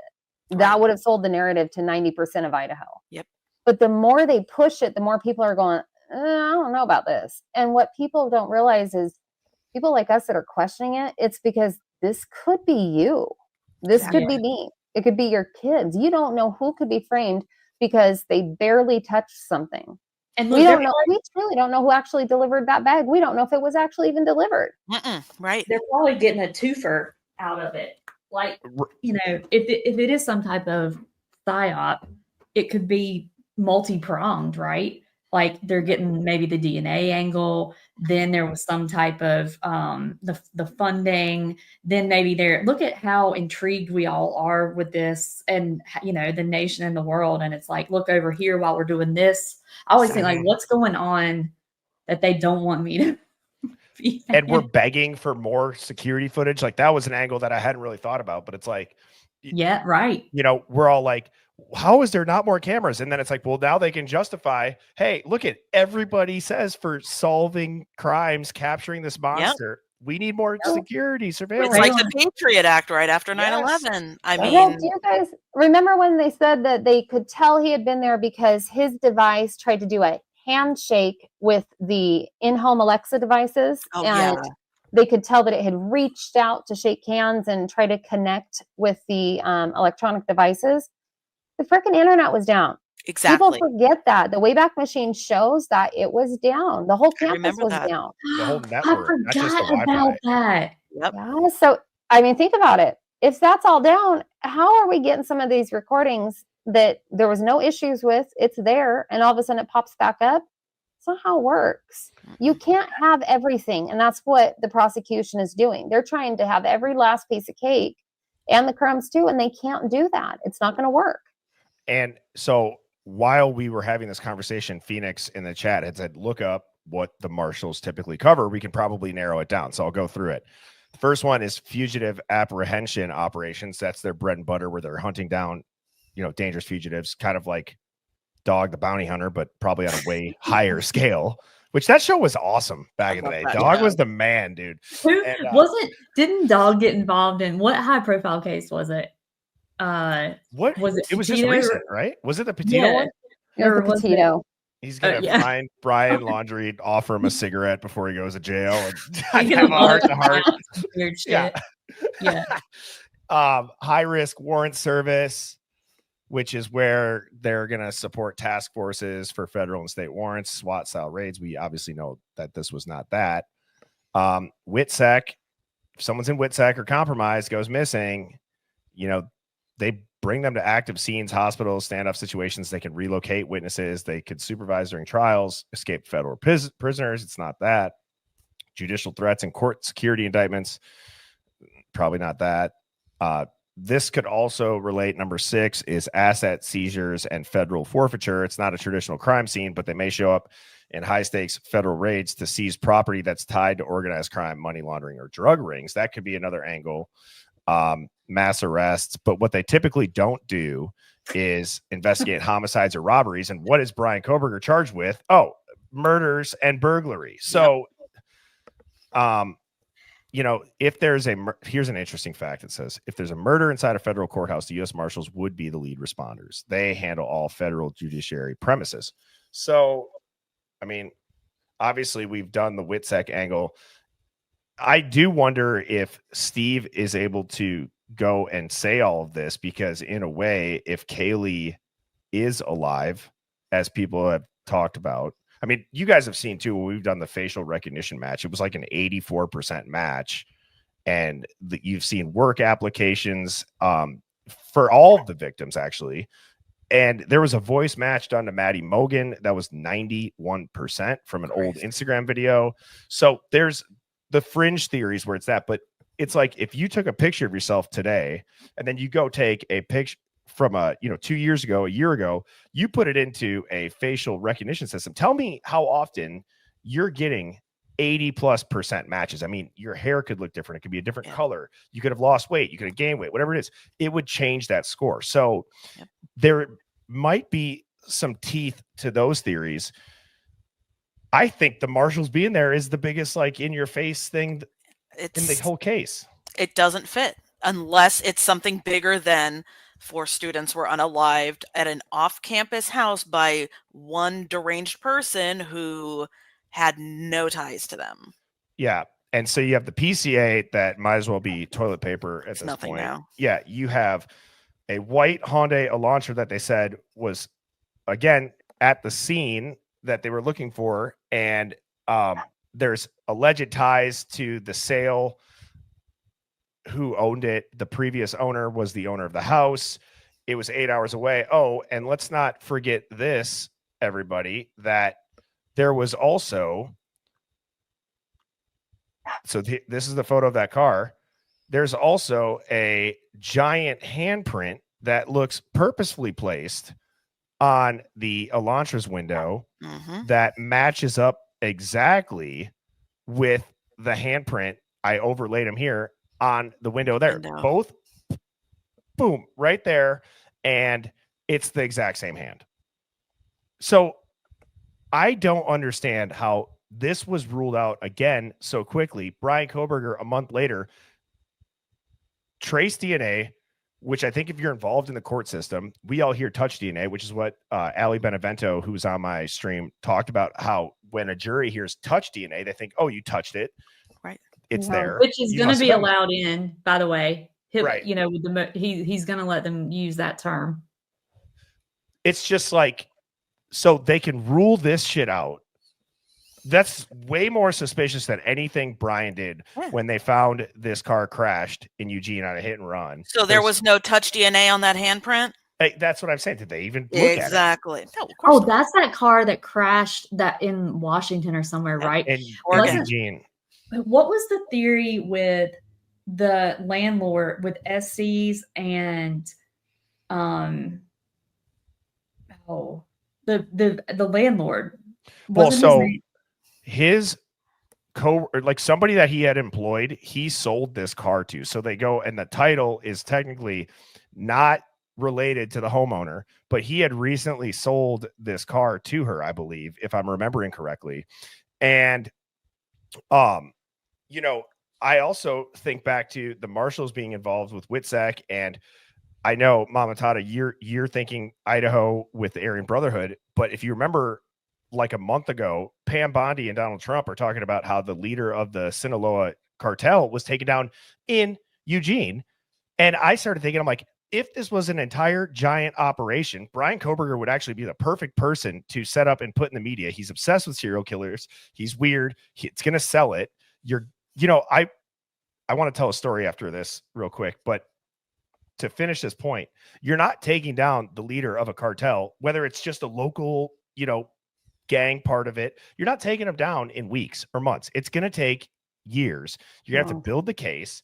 It's like, there's going to be a ton of other people. And if you don't think that national security would justify that, if these kids did get hit and they were actually killed, that the FBI and the government would come out and say, yeah, hey, we were funding a study that was really just a front because the cartels have infiltrated the Greek life universities across our campuses and are using frats and sororities to run drugs. And we knew about it, and they found out and they killed 4 kids. I don't think they'd come out and say that, because people would be like, you're using our kids pretty much as shields on college campuses.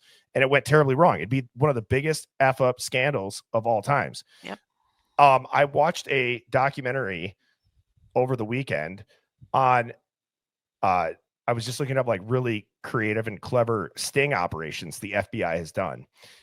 One of them that I watched was when they had two people that were on the FBI's top 10 most wanted list in Washington, and they used free Redskins tickets to lure these people in, and they had about 30 people show up, and they were getting the whole fan experience where they got to meet players, they were getting their pictures taken, and they go into this room to get a speech by somebody, and this guy goes, and we have a really big surprise for you all. You're all under arrest. And the cops come in and storm and arrest them. It's so they did all of that. They will get creative to catch people is what I'm getting at. They got the money to do it. Why wouldn't they? Do you know what I mean? I mean, they don't, I think sometimes they don't care who they have to get through to get to the goal, you know, the end game.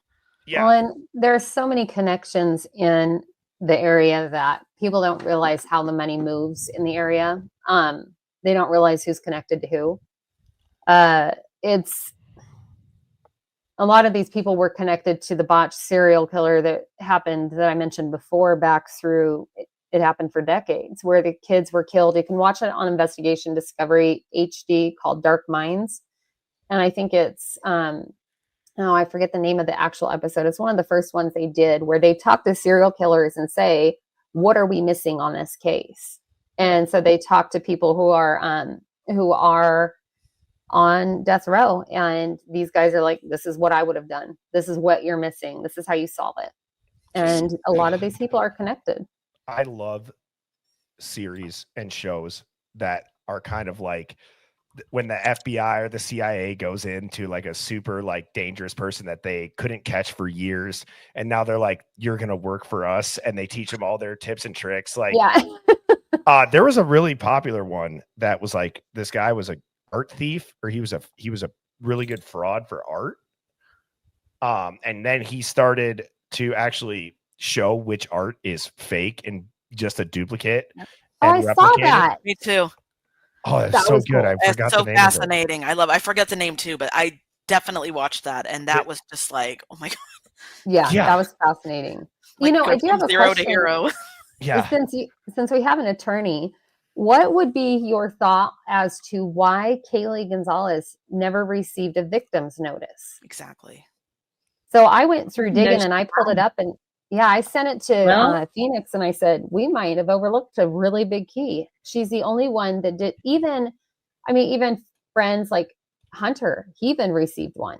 So why was there not a victim's rights notice issued to one of the actual victims? Is it so that Steve could potentially still turn around and sue, or?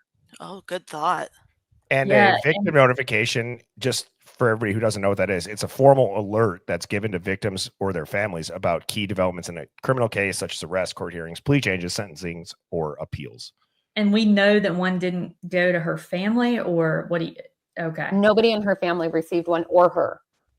I mean, it also, the hearing that Judge Hippler had recently with just the victims, right, and their families, like that was sealed. I mean, everything has been sealed lately, right? But so the practical, like, former litigator in me thinks that they just effed up. Oh, interesting. I mean, I know you're probably but I mean, there's so many things that happen like that just, you know, maybe it was if they went to the other family. I guess my point is, normally I would say, oh, we should read into it, but there's also a part of me that's like, they maybe just effed up. And I could see the just effed up side of it if it had been issued recently and they finally just got around to it because they realized they messed up. But we're talking about these notices were issued a long time ago. And so they've had a long time to fix that issue. And I guarantee somebody saw it. And they haven't. The death date, too, they didn't fix. Exactly. Yeah. So that's interesting. Kristen, how often did you ever run into I'll use the quote unquote term, like jailhouse snitch, where they're saying something that might not be true to either get their sentence reduced or they'll admit to some sort of crime for notoriety? Like, do you think that with the DoorDash driver, there's a really high probability that we could be looking at that? Yes.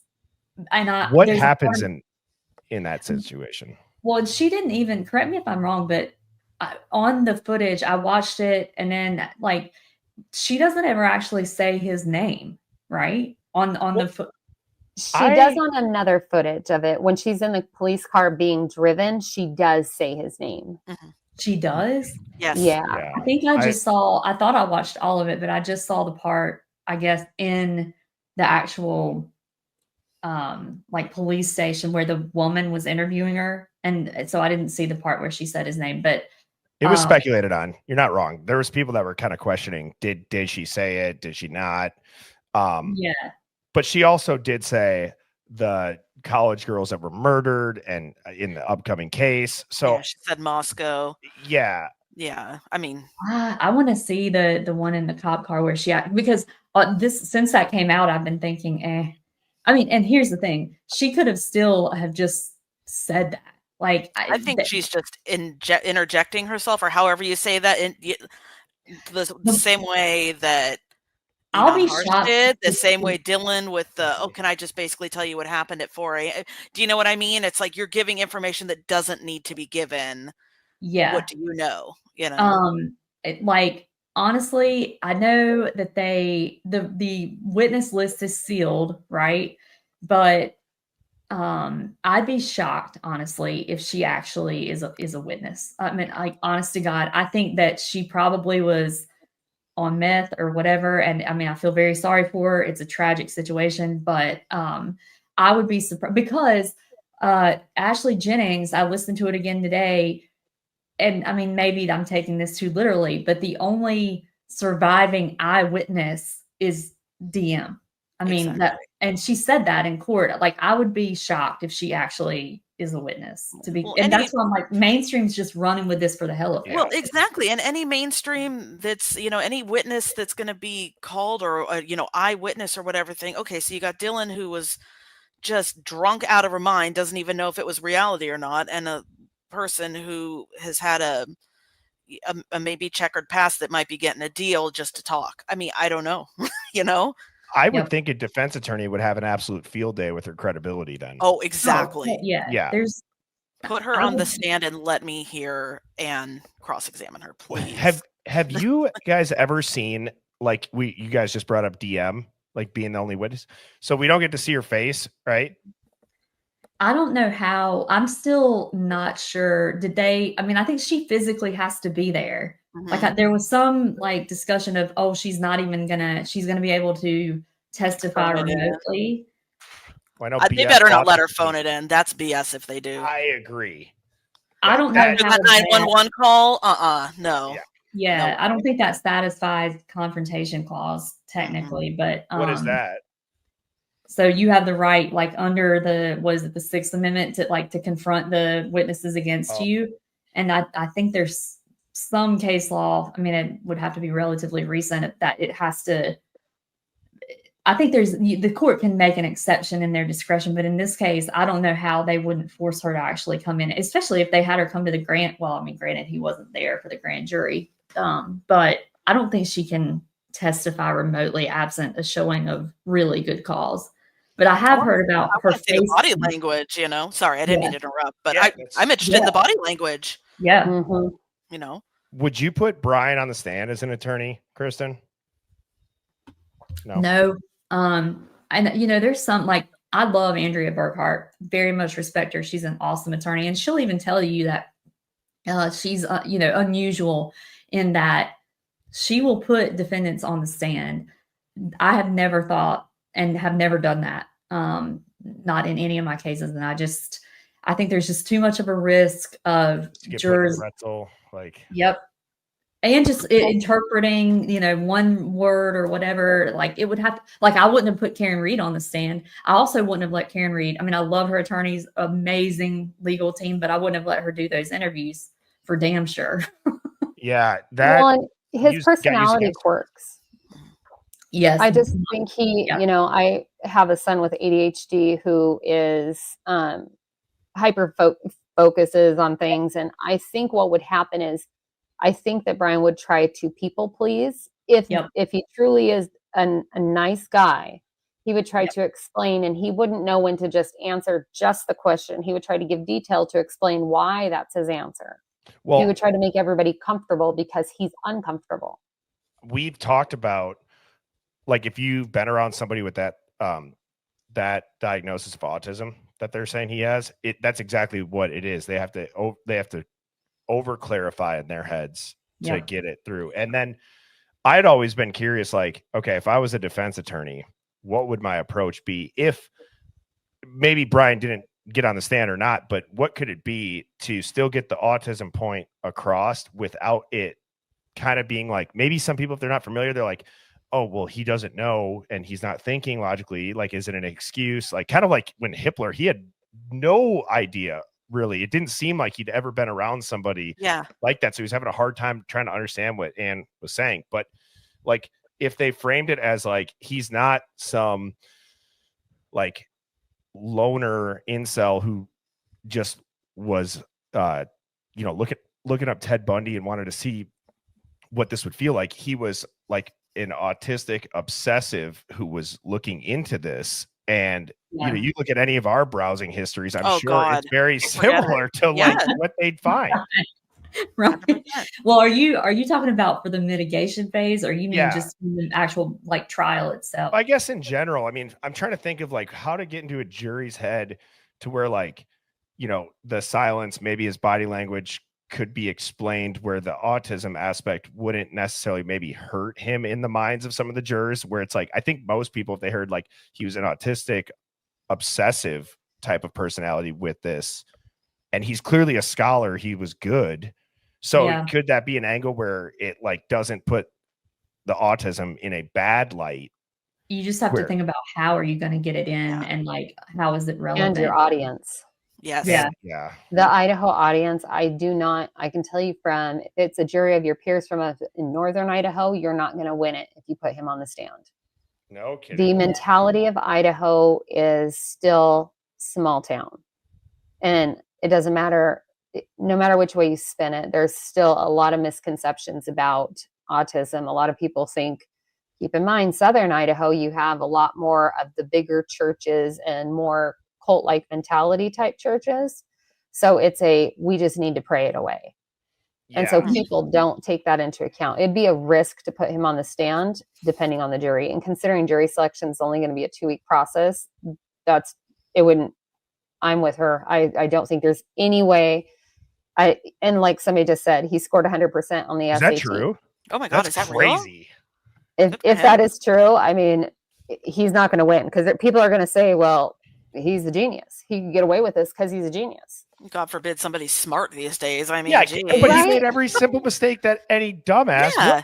Like, it's the other part too is, so think about with the witness, the DoorDash driver I'm talking.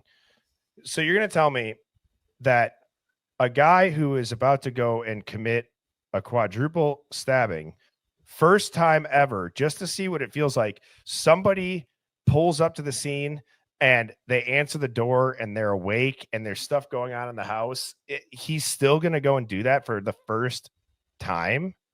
I don't know. And then one of the things, going back to the beginning, I have written down that I wanted to bring up is when Christy, we watched the interview where she said her niece called her and said that they were at a party that was shot up.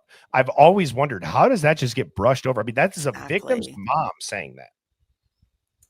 There's a firearms expert, allegedly, somebody who could have talked about it. And what do you guys, I mean, that is bizarre to me. I've always thought that was so strange, because that never was on the news about nothing about shooting. And I mean, keep in mind, we're still a small town. We still drive around with shotguns on our trucks, like drive to school. I drove our grain truck to school because I was in the middle of harvest and it had the shotgun in the back. Like, that's the small town mentality. So the fact that there was supposedly a shooting, nothing was ever said.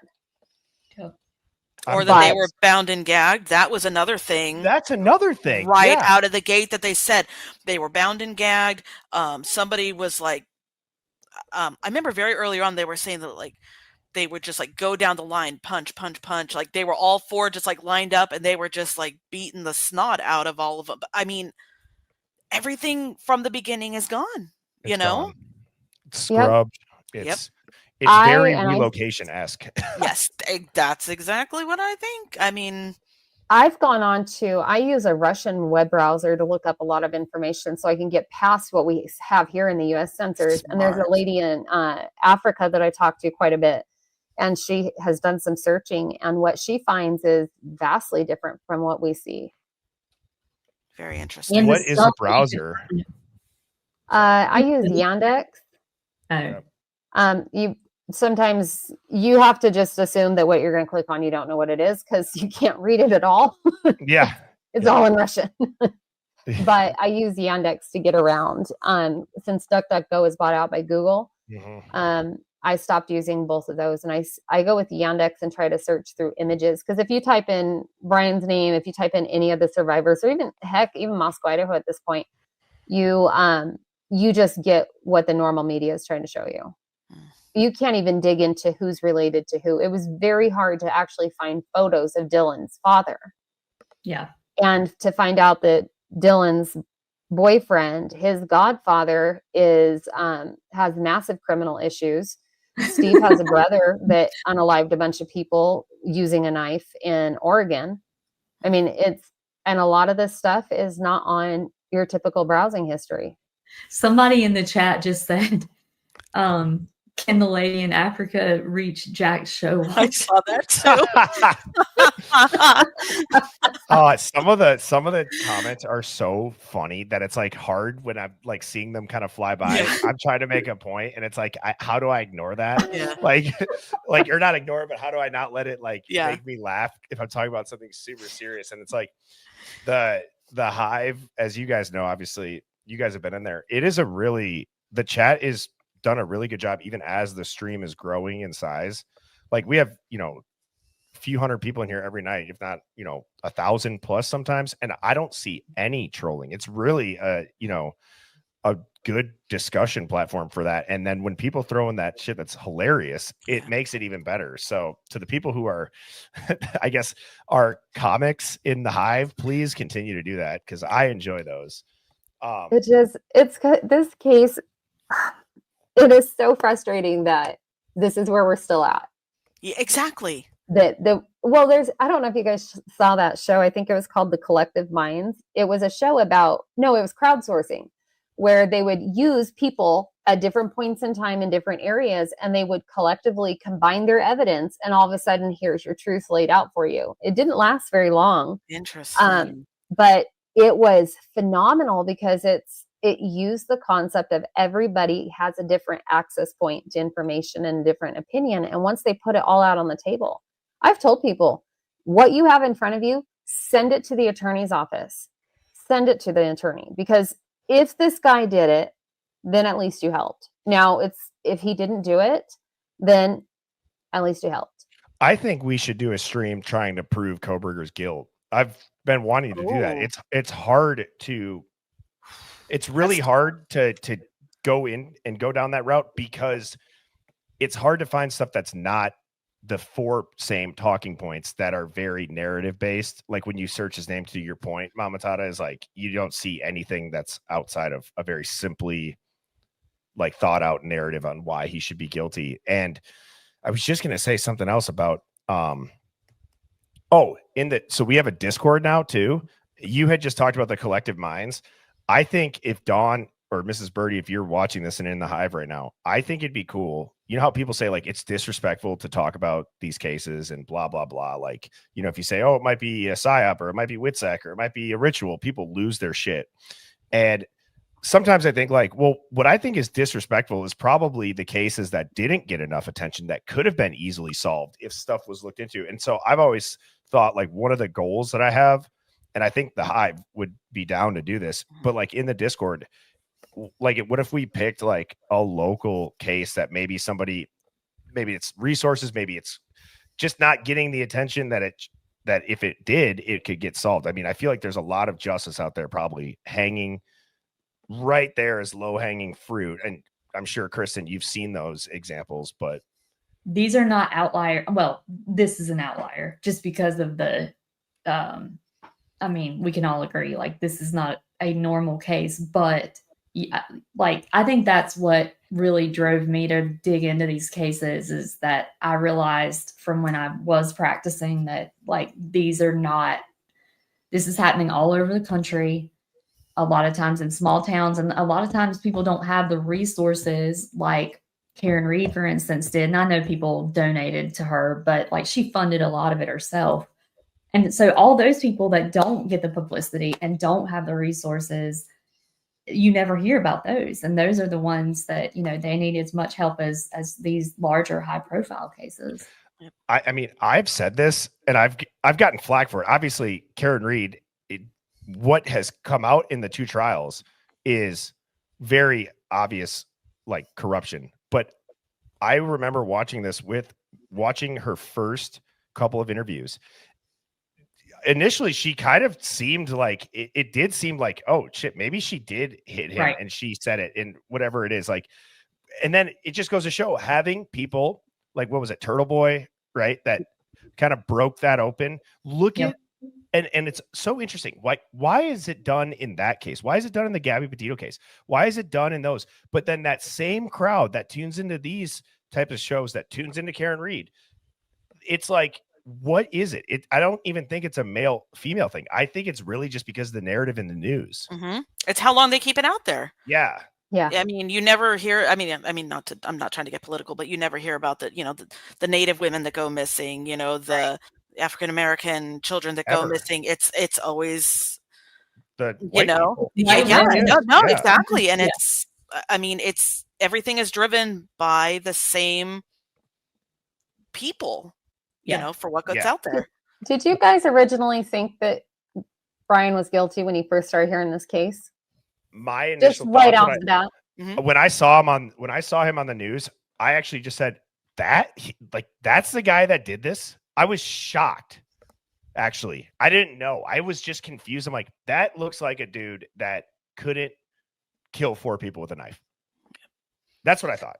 I've never thought that, like, from jump, like the day after it happened. I mean, obviously we didn't know at that point, but just looking at it and the dynamics, and like being from a small town, and I was like, there, and it being a college town, I was like, this is not one person. Like, I did actually think Karen Reed was guilty at first. I did too. Interesting. Just because of her. But demeanor. That goes to show you, like, the demeanor. Like, I thought it was really weird how, which it makes sense, because clearly there was a hell of a lot of resources that went into helping her prove her innocence, and also frame her as guilty and cover up a bunch of shit, right? We didn't know that. But you talked about putting Brian on the stand and how people hang on to every words.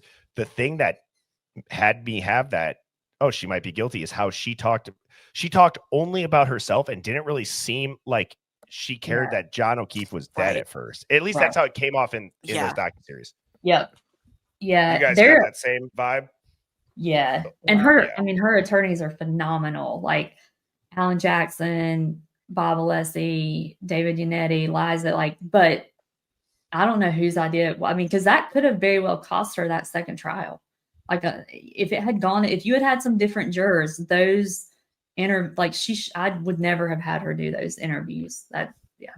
Do you think, like, what is a strategy for? Because one of the questions that I asked Ali Benevento, I don't know if you watched that one, Chris. But I said, like, how much does a case getting more traction in the news change your strategy in like legally? I don't know. And she said it definitely can change it, but I'm curious, like, I think it's a rare case. Like, these are outliers, right? In this, I say I'm contradicting myself.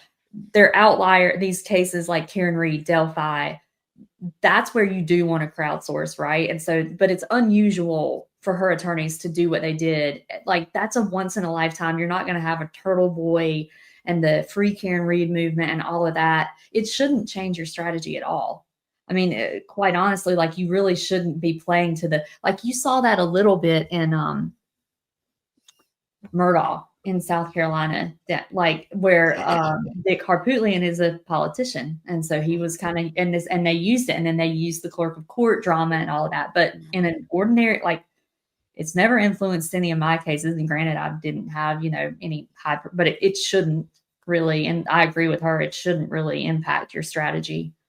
Yeah, I mean, that's the other thing too. Is like, I think if anything, the high profile nature puts so much pressure on more so the prosecution probably than the defense to get the conviction.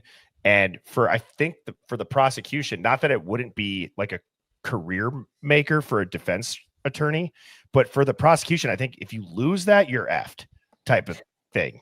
Yeah. Like, why did Hank Brennan agree to take this case? Like, he was a successful defense attorney. He had no real, I cannot for the life of me figure out. And to, like, at least in my opinion, he lost a lot of professional respect because of the way he tried the case. So yeah, it's so interesting. But well, no matter how they look at this case with Brian, the prosecution is going to blame something. They're going to say, I think that part of the leaks are because that's their out. If they lose it, is too much information got out. Too many people formed an opinion beforehand. But if they win it, then they're going to say it's because the jurors knew how to look at all of the evidence with no blind eye.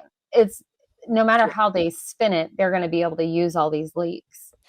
Could you imagine if Brian is fully exonerated, the defamation lawsuits that man is going to walk away with? Probably. God bless. I hope so. I mean, and if Brian gets away with it, do you guys see him dropping off the face of the earth? I don't know how you could, right?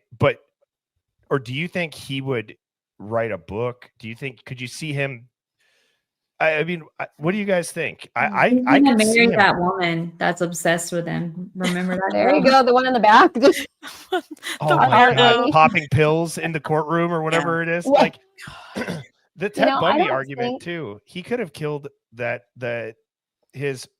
girlfriend that he was at Walmart with too. Like exactly. If he really wanted to. Like, or like you see Dylan from 3 feet away, you just unalive 4 people and you're not going to take her.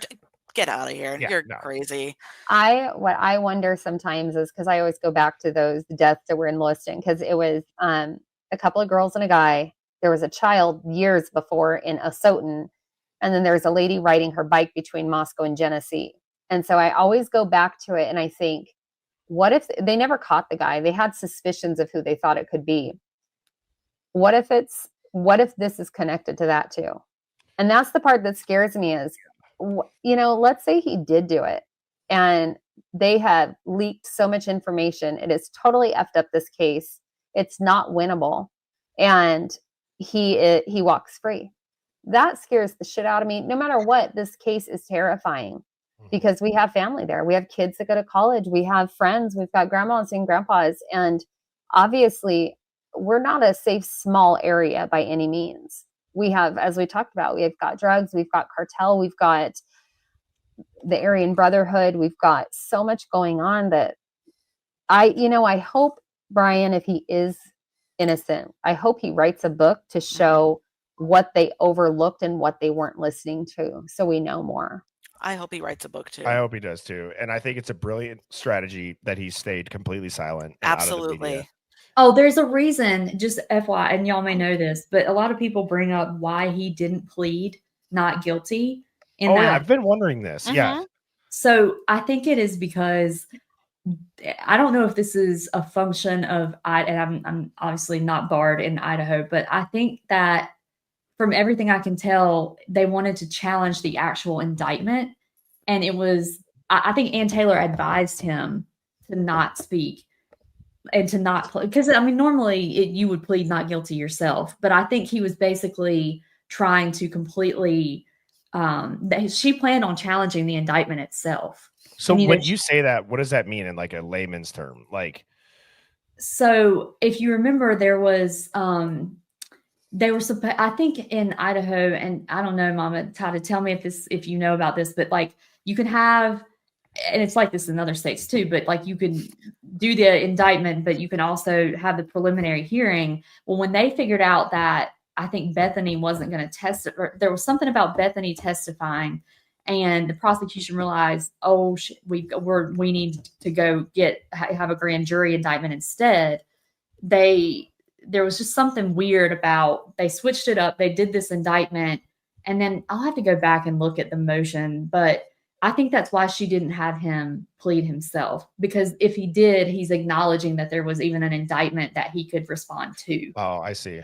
That's my understanding too. Smart. Yeah, but when Bethany wasn't going to go, so she did agree, strangely enough. And if you survived the brutal killings, wouldn't you want the person behind bars?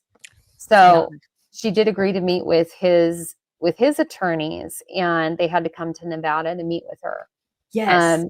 My thought, if you go into the Reddit post and you start seeing, my thought is that she agreed to meet with them because she has evidence on a flash drive.